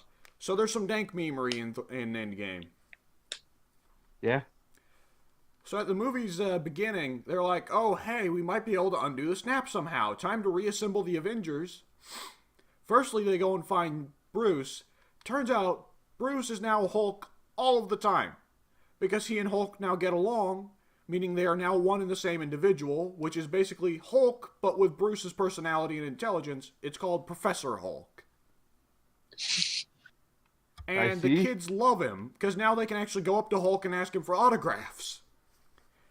And there's a scene where kids go up to Hulk and they ask him for autographs. Hulk gives it, and then Hulk dabs. Oh boy. And then we see the autograph that he signed in Shrek. In a later scene in the movie, they go to recruit Thor. Turns out Thor has gotten depressed. Thor has gotten morbidly obese, and now spends the entirety of his days with Korg, getting drunk and playing Fortnite. Oh boy, that was good until you said Fortnite. And the main gag they have in the movie is Korg says, the main gag they have regarding the fat Thor, depressed Thor, playing Fortnite and all that, is that someone online calls Korg a loser or something, and in response, Thor picks up Korg's headset and says into the headset, Noob Master 69, I am going to hunt you down. I am Thor, the god of thunder. I am going to rip your arms off and shove them up your butt. And that's just it. And it's like, this scene feels like it was written by Taika Waititi and no one else. What they really should have done with Thor getting depressed and playing video games is they should have licensed Smite. I'm pretty sure Hi-Rez just throws. Am I freaking okay? No, I didn't get disconnected. Good. We can still hear you. Okay, yeah. But yeah, what they should have done with depressed Thor playing video games is they should have licensed Smite. Because Hi-Rez is a freaking whore enough. And just have Thor play Thor. Just really shittily. And then everybody shits on him in the game. Like, I have Thor actually. Yeah? They should have waited until the second game out of the God of War Norse trilogy came out, and we get a clip of Thor killing himself in a video game. No, what they could have done with the Smite, in my opinion, is that have Thor play Thor, but then while he's playing himself in his Smite, he's complaining that he doesn't do any moves like those. That would be pretty good, yeah. So that's it for the dank memory of Avengers Endgame, which I cringed at greatly.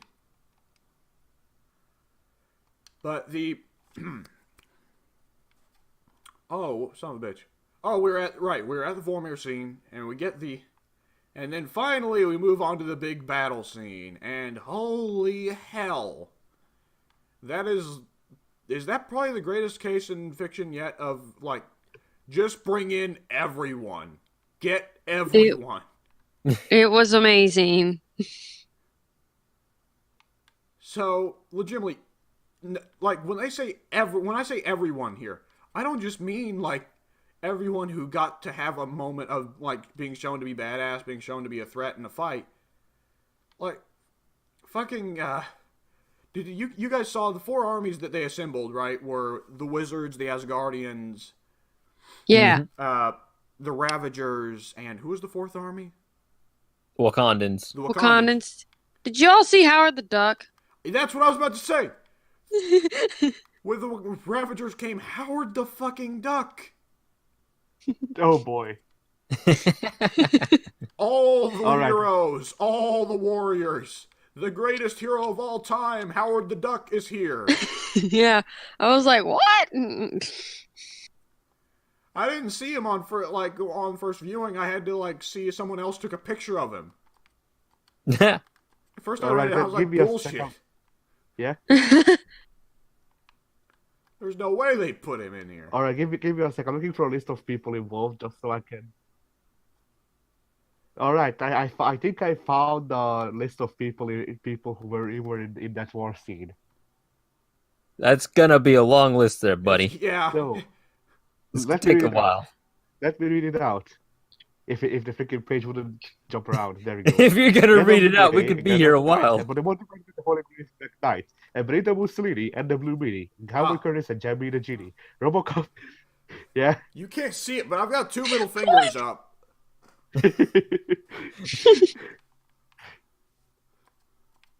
No, you should have the computer read this out. Have Microsoft Sam do it. All right. Don't you dare. No. Don't you dare. I will leave this call. I will leave and we will continue this discussion elsewhere. We'll have to switch Probably at over to another the time. We'll have to switch over to the mod stuff voice channel. We'll leave Volc out. Yeah, you can't escape me because I'm the admin. He will call you on Discord. By the way, something we learned while trying to record Total War Shogun, you don't have to consent to be called on Discord. Because I actually got dropped from the room on Discord, didn't know it, but Addie was able to call me and drag me back into the call anyways. Here you go. And that didn't work. Thank God. Right, why did that not work? Because Discord, Microsoft Sam was like, I got standards, man. I can't do this shit. Ah, bloody hell. Hey, I'm doing the right comment though, aren't I? I don't know. Try it some with a shorter phrase to experiment. All right.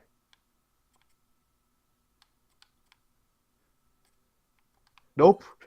Well, that's All not right, it. give me a... Text to speech. You would think it'd be TTS. Are you inputting It the is wrong TTS. slash? Yes, that's what I think I'm doing, but no, because that's no. The hell? Okay, could the problem be that I'm from freaking phone at this point? I don't know. Pink, you try. All right, just copy paste that list. All right, for Pink. It does, when I do the / and TTS, it does tell me that's a command for text to speech, so Okay, that so is correct. just doesn't like the phone. right. Blah, blah, blah. Bless you. Thank Bless you. Oh, Jesus.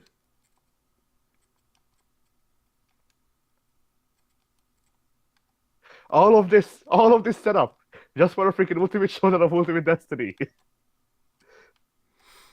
Okay, here, I'll handle it. Okay. Gotta handle it personally. Alex Jeanette said then Gandalf the Grey, and Gandalf the White. And Monty Python and the Holy Grail's Black Knight. And Benito Mussolini, and the Blue Mina. And Cowboy Curtis, The and what? Jambi the... What did it do? I'm not hearing TTS. It pronounced Benito Mussolini right, and then it got meanie wrong. The Blue So. Minute. Then it got what? Oh! Alright, that's odd standards, but okay. Sure. Yeah. I feel like Achievement I Hunter mean- at one point went for the exact same gag that we just did. I mean, hey, Ultimate Showdown, Ultimate Destiny has been around everywhere, and it also leads to scenarios. So Yeah. Yeah. All right. Hey, on a note that isn't shit. That final battle, huh? Yeah. Absolutely spectacular from top to bottom. I was worried some people would miss it. Like, I was kind of worried, like, Korg would miss out on it. And Korg's a weird one to pick, but I kind of was. And, nope, he was there, and everybody else. Like, the hardest... Obviously, the weirdest one is Howard the Duck, but, my God, Mm-hmm. I was not I expecting don't Pepper. know. I don't know, dude. Yeah. I think Hulk See, Hogan. Pepper about his didn't time catch in me by surprise because I honestly thought they were gonna do something similar with last year's Infinity War, where in the trailers you saw the Hulkbuster armor, so you were under the impression that Stark is probably in that suit, but no, it's Bruce.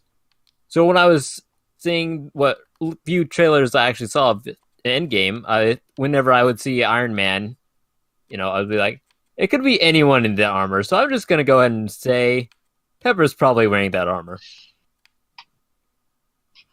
I mean, this So is a good time to do it. I neglected to mention, but I feel like they finally redeemed Pepper in this movie. Mm-hmm. By finally having her not be like, no, Tony, fuck the world. You don't be Iron Man, because I don't want you to.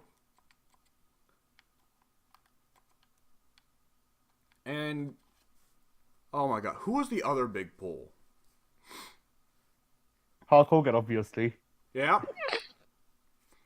If Hulk Hogan was in that movie, I'd have walked out of the fucking theater. I mean, don't you remember the scene where Hulk Hogan picks up Thanos and body slams him to his millions and millions of fans, and then in the Silver Dome, brother. Yeah. All right. Must have fallen asleep.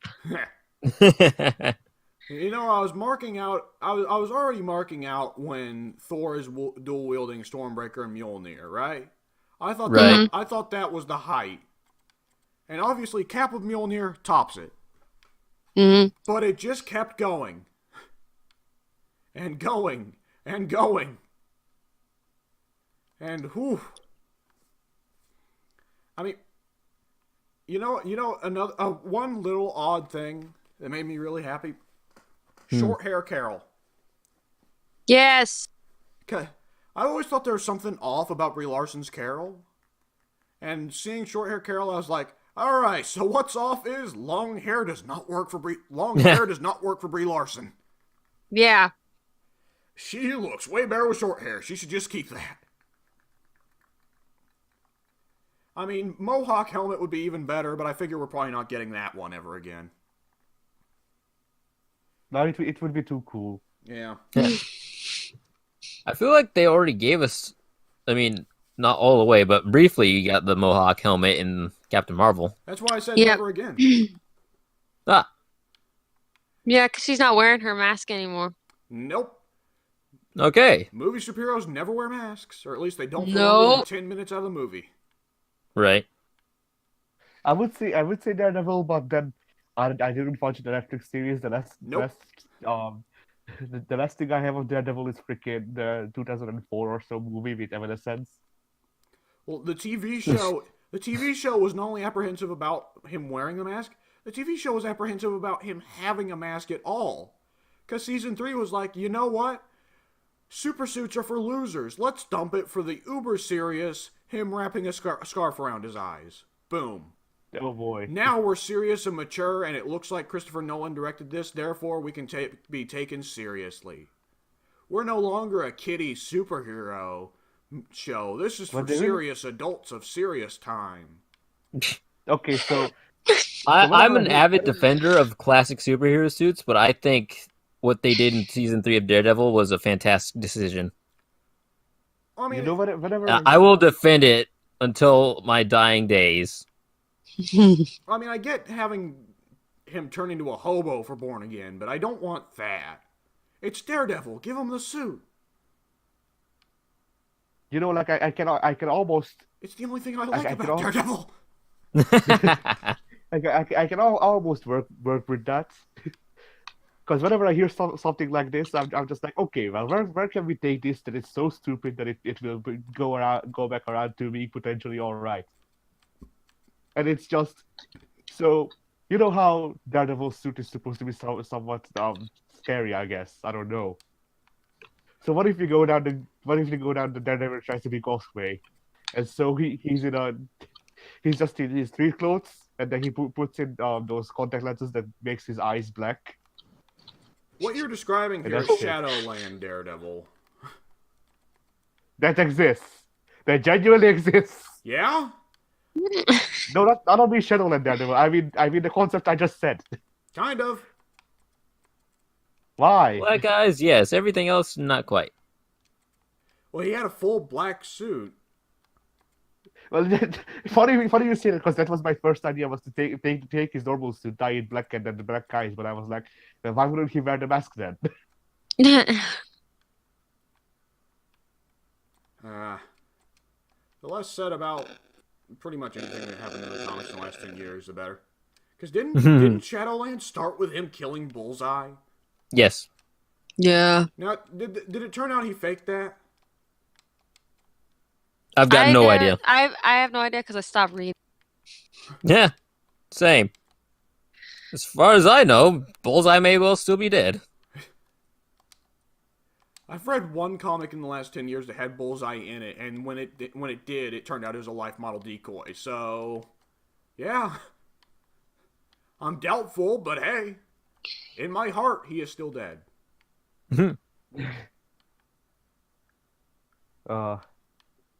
I hate the fact that the only Bullseye I know is the movie one. Because I just imagine the shittiest looking guy. I hate that fact, too. Man, I was shocked when I watched In Bruges, or In Bruges, rather. Only movie I've ever enjoyed Colin Farrell even slightly in. Otherwise, fucking hate the guy. Anyways, back to Endgame. So, there were so many big moments you gotta talk about in that fight. It feels like just about everyone got their moment. When are we getting a film for Valkyrie? Because I need more of that in my life. Yes. That, that was up there in like the top 5 best moments of the battle when she is flying through the air and taking out all those weird teeth metal snake things. Yeah. It was so good. Yeah. I mean, there's some controversy over the scene where, like, very clearly all the female Avengers were assembled. I didn't mind. Very clearly, what? Well, You cut out. there's controversy over the scene where they assembled all the female Avengers, right? I didn't mind. Like, people were saying, oh, it's too convenient not to be a blatant political statement. I'm like, it's too convenient that when the place got hit by rockets in the first place, it was only Cap, Tony, and Thor that managed to make it out. Yeah. Yeah. It's only controversy because they want it to be controversy. Right. There's nothing controversial about a bunch of women being in one location at the same time. Yeah. It's just they just happen to be Spider-Man there. was there too, so that's Spider-Man your was white there. male representation there. I like the No, interpretation but- that this is their way of, like, showing off the old thing of Spider-Man has a bizarrely attractive among female superheroes. No, Pig. Don't you know that women can more than two women can be in the same room Without at it the being, same time, else they a fight? conspiracy. Yeah. Man, was anyone else thinking, like, when they have Carol, like, go up to Peter, was anyone else thinking, like, oh my god, are they actually going to have a nod to the comics crush? I thought that was going to happen as well. I kind of wanted there to be a moment where she's like, after the fight, she goes up to Cap or somebody, and she's like, so hey, about that Spider-Man, he's cute. And then Cap says, he's also 15, and Carol just goes, oh. I think they avoided that for a reason. Right. And Like then Ultimate Carol- Black Cat, she just projectile vomits on the spot. On Spider-Man's dick. and then Carol went and did the scene from Spider-Man 2. I think it was the Mary Jane scene. The what scene? The Mary Jane scene. I have no memory of such an alleyway one. occurrence. Are you talking about the upside down kiss? Because that was Spider-Man 1. Yes. That was Okay, Spider-Man that was 1. Spider-Man 1. Yeah. I don't remember. Despite what you might think, I don't really watch Tobey Maguire Spider-Man every second day, Tuesday. It's every third. That's a form of high torture punishable by the Geneva Convention, I think. It's like, you remember when it turned out the FBI were torturing people by making them listen to Red Hot Chili Peppers at max volume? The Yeah, whole point. What? Which song? for days on Which end. song? Yeah, that's equivalent to song? that, really. Uh, Man. I'm just imagining people going crazy to Hey Yo. They listened to what you said. Oh. Freaking snow. Oh, man. I love when reality is stranger than fiction, you know? Yeah. Ah. And was it just me? Or was that like... Because remember way back, Tessa Thompson and Brie Larson were like, so hey, we're thinking of assembling an all-female Avengers team. Was that like the foundation there? I thought you were going to say something that ties into the freaking FBI thing. So Yeah. they just said, so hey, do you want to torture people with Red Hot Chili Peppers? I cut out shortly after the Red Hot Chili Peppers thing. What are we talking about? Pink, No. staying on that note, I wanted to say that I think that's like laying the foundation for the future all-female Avengers team. Ah. Because you That remember Tessa could be. Thompson and Brie Larson were saying they wanted to do Yeah. an all-female Avengers team. Yeah. And like same with Evangeline Lilly, like she was on a board as well. She was like, dude. And I was like, ah. I'm on board if they are. I think Yeah, I was ScarJo was too at that time. Emphasis on at that was on- time. At that time. Before She was she on even, board. I Now- get it. What's funny is if she hadn't killed herself, she'd probably be down to come back for that. She was on board. Now she's in the canyon, scattered everywhere. Now there's a little bit of her hurt there, a little bit of her there, a little bit of her over there.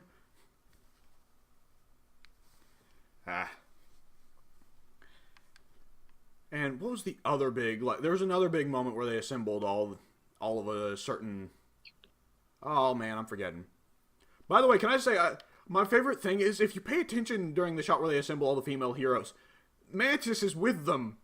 And Mantis just starts doing kung fu poses and then does jack shit, because she's Mantis. I love that after the snap, Rocket forgot Mantis's name. He went, they killed Drax and Peeta and the girl with the antennas.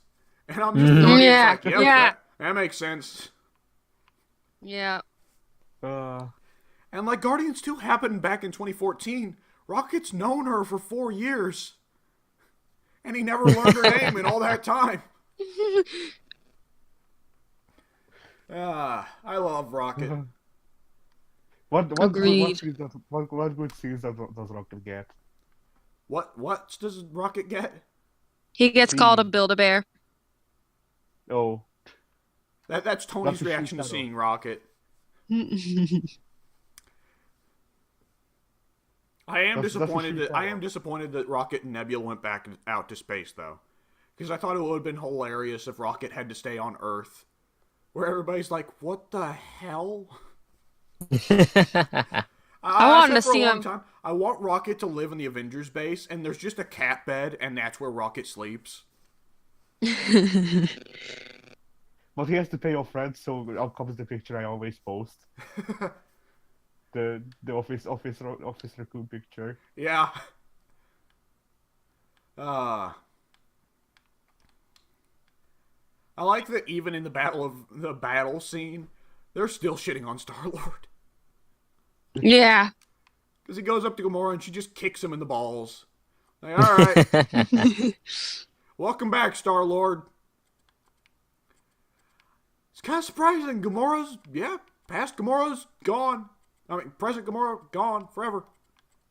Mm-hmm. I mean, she did die, yes. And we gotta start all over. I know. I feel like that was a deliberate move by James Gunn. Because I think he was feeling like he screwed the pooch by having Star-Lord and Gamora get together as soon as Guardians 2. You know? I think he wanted to start it back, not firstly because it gives him more space to fill out time with will they or won't they, which is probably the laziest writing mechanism there is, but every writer does it. Yes. Like they don't know how to write couples together or something. And I think it goes doubly so in James Gunn's case, because, like, Guardians 2 was way more comedic than Guardians 1, and I'm inclined to think, based off the success of Ragnarok, Guardians 3 will be even more comedic, right? Probably, yeah. So, How much further can you go, though? So what's really funny? Star-Lord being pathetic and failing to woo Gamora? Alright, well, let's just bring that back, because we can't be bothered to write any more other jokes. What are we gonna make? 10 more jokes of Drax talking about his famously huge turds? Jesus.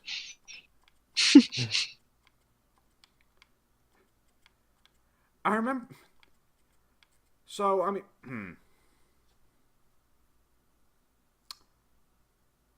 I will say this is... They did, with the whole ending and what happens to each individual character, how each of the characters reach the end of their arcs, the main praise I heard going in for Endgame is the most apt. They simultaneously tied up 12 years, 13 years, no, wait, 11 years, I can't do math. 11. Someone else needs to handle math for me going forward. It's basic math. Legitimately, it's just basic math. Oh, Jesus. What is 2019 minus 2008? 13! Yeah! Jesus Christ. All right. I would have said 21 to tie it into freaking Razor Ramon, and then I remembered the wine, and then I hated myself. So they properly wrapped up 11 years worth of films, but at the same time managed to properly set up probably another decade's worth of films. Mm-hmm. Mm-hmm. The only thing they didn't set up is the next villain, and even then people are thinking they set up Kang. Which, the Fox merger is done now. They wrote forward without the Fox merger at least 5 years. But with that said, who knows if they went and made another Fox deal even before the Fox merger. Because Ego was a Fox character, but they were able to make a deal to get him in, right? Yep. Right. So they could have wrote another deal up for Ego. Who knows? But the main things they built up and the things they wrapped up. So, first story arc to wrap up its end. Nebula literally killing herself, but also not literally killing herself. Right. Which is So finally... figuratively think herself. Yeah. Which is finally the end of Nebula's redemption arc. And I'm pretty happy to see it. If we'd have gone back to Guardians 1, I would not say Nebula would have ever been put through a redemption arc, though. If you go back to Guardians 1, like, Nebula is just generic minion, you know? Mm-hmm. Mm-hmm. But I've been very pleased with the way she's went. Agreed. Yeah, she was on a good point. And I say that as if I was about to say Star-Lord. Guardians 2 was a bad movie. It wasn't a bad movie, but Nebula was absolutely the highlight of that film. Yeah. It's like, remove Nebula from that film, and yeah, it probably deteriorates into bad movie territory. But otherwise, Nebula is just fantastic. I liked Yondu. I think everyone Yondu was did. great as well, but they wouldn't kill him. Yeah, they did kill him. That made me cry He was just a fun little in the bit. first And then they used that terrible song in his funeral, and I couldn't forgive them for that. It was a terrible song, but it worked for what it was, what they needed it to be. What song? Well, it's nothing you would recognize. It's Yusuf and Cat Stevens. What's the name of the fucking song? Father and Son. Father and Son. Father and Son. Oh, you were right. So, what was I going to say? On the other hand, it feels like they were able to redeem a lot of characters who've sucked prior. Gamora was pretty bad in the first Guardians. She was very bland.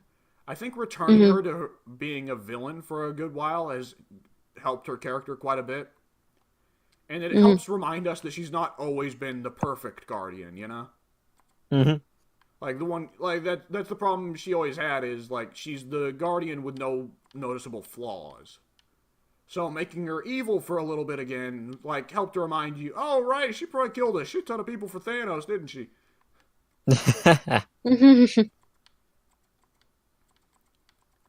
Pepper gets redeemed. Scott got redeemed in my eyes, though I think a lot of people liked him on his own anyways. Yep. Does he shout Gene? No, not that Scott. Oh, man. Oh, the pain will come when we get there.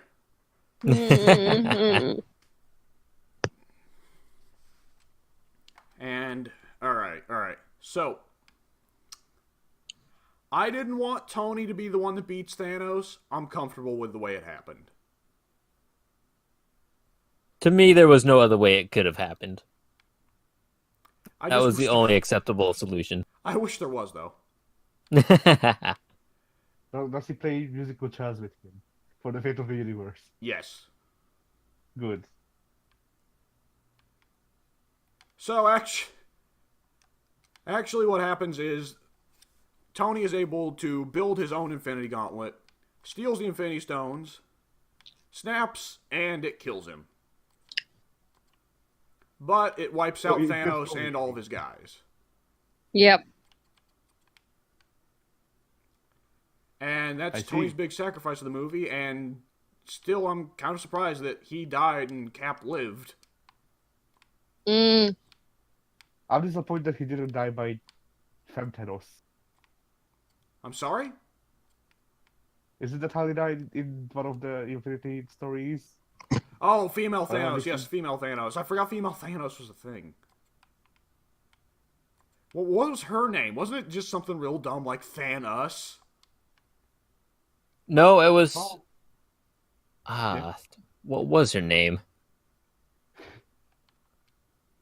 I don't remember, but it wasn't just a female version of Thanos. Galaxia or something. Yeah. That's still kind of a dumb name, honestly. Yeah.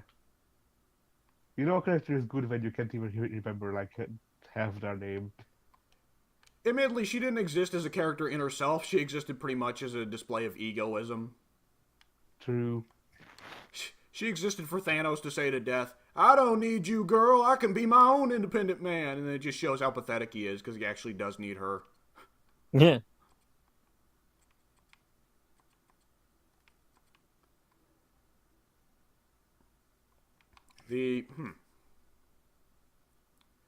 So yeah, Cap actually lives and uses time travel to go back and live out a life with Peggy, which is a happy ending, a very happy ending. It's a weird one for Cap, though. Like, I saw people pointing out, Cap and Tony have opposite character arcs. Did you notice that? Yeah. Because Cap starts off way too self-sacrificing and has to learn to be a little selfish once in a while and allow himself to have things. Tony starts off way too selfish and learns to sacrifice himself. The ending of their respective character arcs is Tony sacrifices himself to save the world. Cap decides to selfishly go back in time and live out the life he always wanted with the girl he loved. Which ordinarily I'm not fine with Cap taking the selfish option, but I mean, putting it in the perspective of the arc he's going through, I think makes it a lot better. The man is a World War II veteran. He's been alive for, 100 years now? Yeah. Yeah. Mm-hmm. I think it was about time for him to retire, to be quite honest. Agreed. Someone did the math, and if you exclude the time spent in the ice, by the time we see old man Steve there on the park bench, he would have been 118. Mm-hmm. That super soldier serum works wonders, don't it? Yeah. Mm-hmm. It is kind of a pity we won't get to see the old man Steve idea of the character, but I mean, as Pink's been pointing out, like the old man blank character concept has been overused badly in the last decade. Mm-hmm. Yeah. I didn't like it when it was first being used. I appreciate it for what it is, how it can represent the character's future. And I'm always a fan of the old man badass type tropes, honestly. Everyone's got their tropes they're a sucker for. But what was I going to say? Oh, okay. So I think we've just about got most of that done. I will say, going forward for setting stuff up, do you think giving Pepper the rescue suit, do you think they're actually going to go ahead and have Pepper stick around just as rescue? No. No, I do not. because the actress said she was done after not Homecoming, Yes. Far From Home. That's exactly why I say no. I do not believe there will ever be a rescue movie. Pepper will probably never get her own film, largely because what's her name? Gwyneth Paltrow? Help me. Yeah. Yes. So I knew she did that duet with Huey Lewis in the News. I just couldn't remember her name. Gwyneth Paltrow will probably not have a solo movie ever. I do think there's potential, though, should they go ahead with the all-female Avengers film. I think there is potential for her to come back for that. But Yeah. anything else, I say no. Kind of seemed like they were setting it up. I don't know. Maybe I'm crazy. I'm probably crazy. I'm usually crazy. But oh, son of a bitch. Okay. But the big setup that we all were like, okay, that's part of the direction they're taking, is Sam Cap. Mm-hmm. Yeah. This is the best way they could have handled it. Definitely. I will never be a fan of Sam becoming Cap for the simple reason of it makes it feel like Falcon was a sidekick identity. And Right. being Cap is somehow a promotion. And I never saw Falcon as a sidekick identity. Yeah. Yeah. I'm for the most part in the same boat. And the reason I feel that the cinematic universe does it better is because Cap at this point, obviously he's retired. He's an old man. He's 118 years old. Him giving the shield to Falcon isn't like you said, a promotion. It's telling Sam to, carry on his legacy. Because I think in his mind, Bucky, his mental state, cannot handle, much like in the comics, cannot handle the burden of being Captain America. Right. But Sam can hold that burden. It's also worth noting that Bucky's finally found a peaceful life in Wakanda. I don't think he wants that ruined. True. Yeah.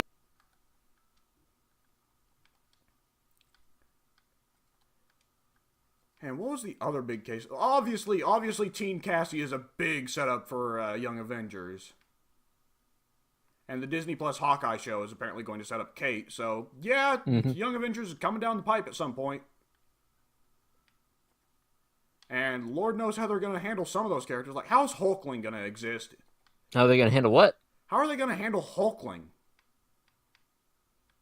I don't know. Because Hulkling is Marvel's illegitimate child. And the thing is, movie Marvel is a woman, isn't she?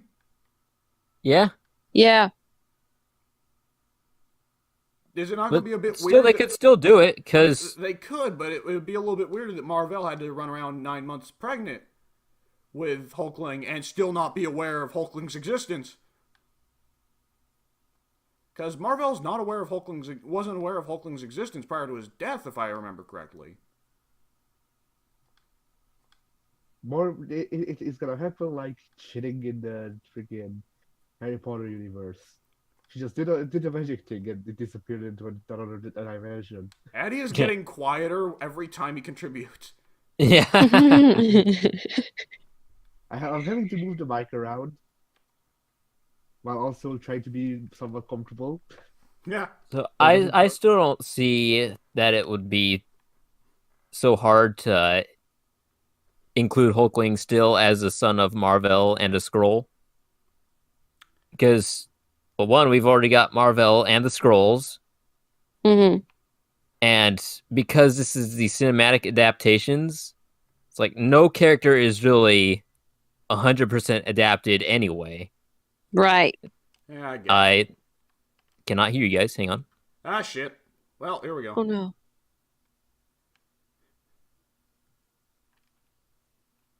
I mean, Also, I want to know Wiccan. What are they going to do about Wiccan? I mean, Maybe that's what this. I guess they could just say he's not Vision and Scarlet Witch's kid in this universe, but to me, that's an essential part of the character. Right. I mean, they might do something with the show, I'm back. What but show? Scarlet Witch and Vision. Ah, I'm Is bringing Vision up how dead? could they do Wiccan, because Wiccan is their long lost kid that got taken away by the devil. right. Wiccan and what's his face, the other speedster, were the only two troublemakers I really saw. Because it's like Hulkling, yeah, no problem. You can squeeze him in there. Wiccan and Speed Freak, no, it's kind of complicated. I mean, let alone the problems of explaining, oh, how does a robot and a woman make babies? Cyber sperm. Wasn't that actually why the devil took away their babies? Because Scarlet Witch just magicked them into existence? Yep. Oh, And so the devil's like, all right, they belong to me. Yoink. I'll take this as well. Just freaking takes Peter Parker's life. Up to that point. Just hit the reset button of him. Can we not talk about One More Day? If One More Day gets into the MCU in any manner, it's the end of the MCU. That's the end of the MCU. Everyone just walks out of the theater. Nope. It's a big procession across the world. People will march on Marvel Studios. I'm imagining this whole like big movie, this whole standalone big Spider-Man movie. That's all about how they got MJ accepted with the freaking head writers, so MJ can become a thing again. They get together, have a child. It's like this whole long thing about how happy their life is, and then the devil just shows up and it turns out it's One More Day. Yeah. Well, thankfully for us, I think Tom Holland's got a long way before they can accurately portray him as an adult. Yep. Yeah. They're just making a think about unwanted team pregnancy. Oh, Jesus. No. Oh, no. Didn't take Addie long to make that bad again. All right. And what was the one last thing they did to set up movies? There's some other bit of setup they did. Thor joining the Guardians. As Guardians of the Galaxy. Here's the thing: when you separate, that assumes some degree of separation of the word Asgardian, which is only going to make me think Asgardian every time I read it. It's the Asgardians of the Galaxy. Yeah. They are the Asgardians of the Galaxy. They cockblock every gay person. Okay.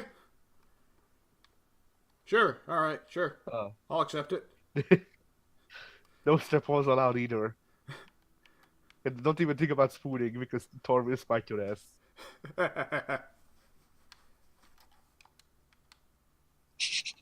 All right.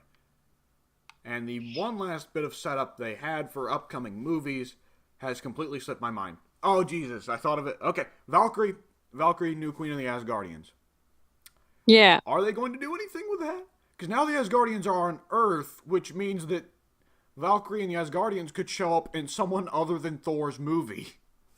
Right. Yeah. The third Deadpool movie. Deadpool goes to a cafe and it's actually in the Asgard ghetto. Or Asgardian ghetto in New York. Okay. Okay, they're keeping Ryan Reynolds, which now you've made me think of the possibilities Ryan Reynolds' Deadpool can have going forwards. So now I'm excited. Yeah. Damn you.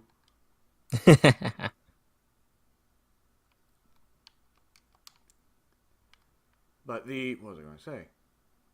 Yeah, I think that's about it for setup. Yeah. Okay, let's just go around. Altogether, your favorite moment in the movie and your least favorite. Pink? Favorite moment? Definitely got to be Cap wielding Mjolnir. if anyone would have spoiled that for me, I would have hunted them down and made them disappear myself. Yeah. And you said least favorite point in the movie, right? Yes. That's a tricky one because I don't think there was a moment in time where I ever felt like it dragged, nor did there ever appear to be any scene that really stuck out to me as bad. So, I'm gonna have to say probably just the moment when Hulk is with what's the name? What's the name? Oh, Ancient One. You didn't like that scene? Eternal One. I was like, that's not the word. Ancient One. When Hulk was sort of talking with Ancient One, I feel like that was the only weak scenes the movie had. Because it was kind of exposition-y. Yeah. Hey, with time travel, you gotta have it. I can sort of agree with that, but at the same time, it's like time travel is always going to be tricky. There's always going to be plot holes. There are still, I'm sure, plenty of plot holes in this movie. There is. And no amount of exposition will ever explain it all Let- away. let me You go just ahead have and to roll with say it. Ancient One establishes that going back and changing the past will not change your present. It will simply create an alternate timeline where whatever change you made occurs. Here's the problem. Cap goes back in time to spend his life with Peggy, but then we see him as an old man in the present timeline. Well, If I like Cap the way actually that, went back and inserted himself into the past, then he would have just stayed in his own timeline where he stayed in the past. yeah, unless that's the timeline he's supposed to be in, that he's always supposed to go back to that time every time. Right, because Cap can go back in time because at this point in time, he's frozen in an iceberg. Yep. He's not replacing himself on the ship and redirecting its course so he doesn't freeze for 70 years. He's going back to be with Peggy, and let's face it, we all would here. Okay, maybe not Volcano because she's a woman, but Well, if I if was we Steve could go back in time to be Rogers, with Haley Atwell, we'd do it. Jeez. yeah. All right. Well, there we go.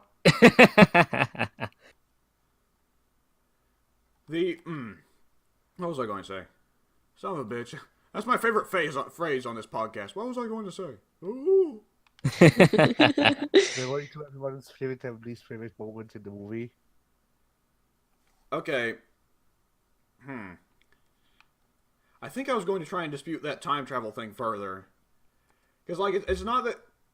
I don't think it's, like, trying to go by the theory that there can't be two of the same person at the same time. Because, I mean, we see that happen constantly. It's just straight up said, any change you make to the past makes a separate timeline. Just universally. So going back and reinserting yourself into a time period makes a change in the timeline.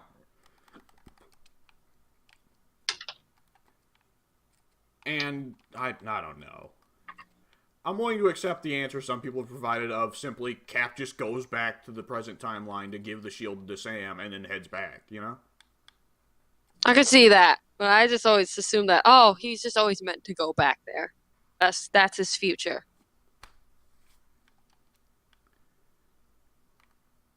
I'm not buying into Destiny here. This doesn't seem like the Destiny style time travel, you know? This actually seems I could see that. This seems like a very, there's lots of cases in fiction of time travel where it's like, this is beyond the control of mere humans. This time travel is very controlled by mere humans. Yeah, I could see that, but I was just like, it just kind of made sense. It's like, oh, I expected him to go back. It's like, I don't know.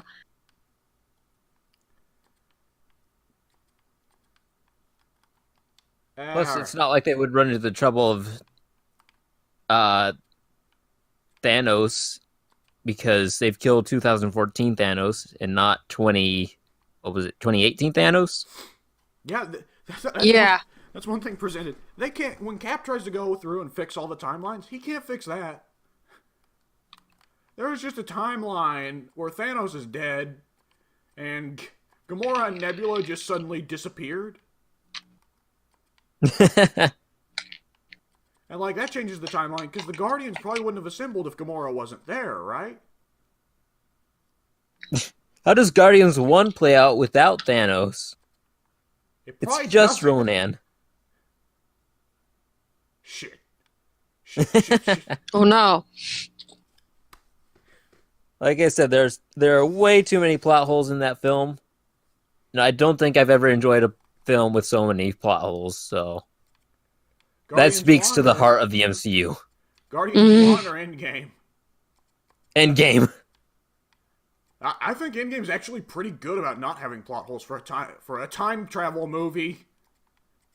You're always playing a dangerous game when you write a time travel story. Mm-hmm. Yeah. Mm-hmm.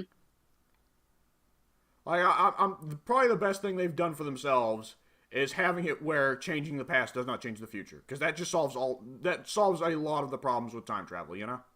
Right.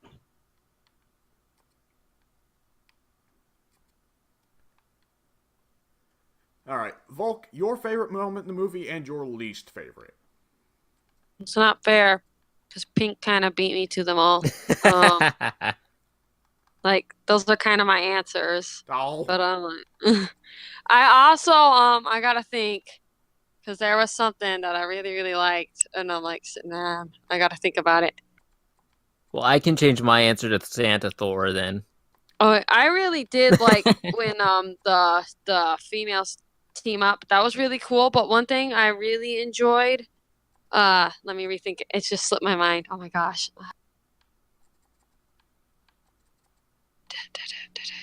In an add-on to that female scene, I think the entirety of the basically gauntlet keep away, passing between Hawkeye, Black Panther, and Spider-Man, Yeah. thought that was all very well done. Yeah, I just enjoy when everyone came back. Like that was great. Sam getting to stay on your left was amazing. Cause yeah, yeah, for fairly. And where was he in that final scene with the retired Cap? He was on his left. yes, he was. Yeah, and then I'm trying to think of scenes that are like least favorite. I'm like, I don't know. I just really enjoyed the movie. I'm not too picky. Yeah. You know what scene I really hated? Oh yeah. When they knocked out Star-Lord and Come and Get Your Love, Stop Playing. Pink It's a gets travesty. Pink gets in his moment. Okay. You know what? For me, I'll go for something that, since you guys took Cap taking Mjolnir, I'll be honest. Best one-liner in the entire movie. Fucking Scarlet Witch versus Thanos. And That was a good scene. she goes up to Thanos, and Thanos says, "I don't even know who you are." And Scarlet Witch goes, "You will." Yeah. Yeah. That's a good one-liner. And then the world forgot she ever existed.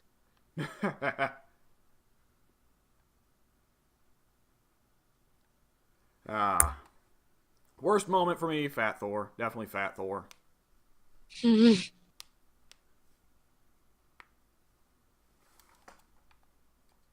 But he's so plush and huggable now. I mean, you can take a shot if you want. I'll pass. Think he's playing Fortnite. He will never not be shit. It was Korg playing Fortnite. Thor was just doing the trash talking. Ah. Slightly better, but still bad. I can forgive it. Yeah. I can't. No I can't forgive- believe that. I can't believe that Fortnite's relevant 5 years later. Yeah, I that's what I was about to say. Fortnite and dabbing. I know. I was like sitting there. I was like, why are these things still here? Thanos didn't snap hard enough. No, snap the wrong Thanos- people. Thanos should have stepped while T-posing. Oh, Jesus. He has established his dominance. Well, boys, I think we can call that a podcast. Well, I said boys. Alrighty. It's now boys and girl, so. I don't care. I don't freak out.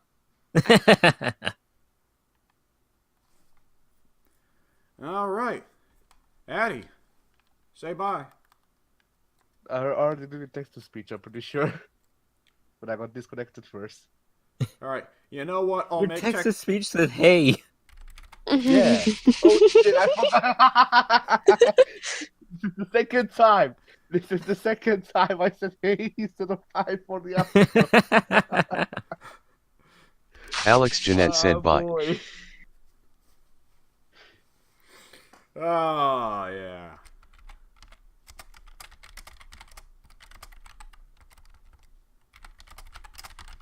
Alex Jeanette said say bye you fuck. There we go. That's a wrap. That's a wrap. Close enough. Close enough. We'll see you later on episode 75, folks. That's not easy to wrap. It's also a tortilla wrap. Delicious. Man, I just had tacos last night, and I'm gonna be having them again for Cinco de Mayo. This is a good day. This is a good set of days. Shit. It's the calm before the storm. Yeah. I don't know. Hopefully, if I don't procrastinate like an asshole, I can get my finals all done on time, and we'll be free to actually record things. Okay, the podcast hasn't actually wrapped recording yet, so we'll just, hey, bye, guys.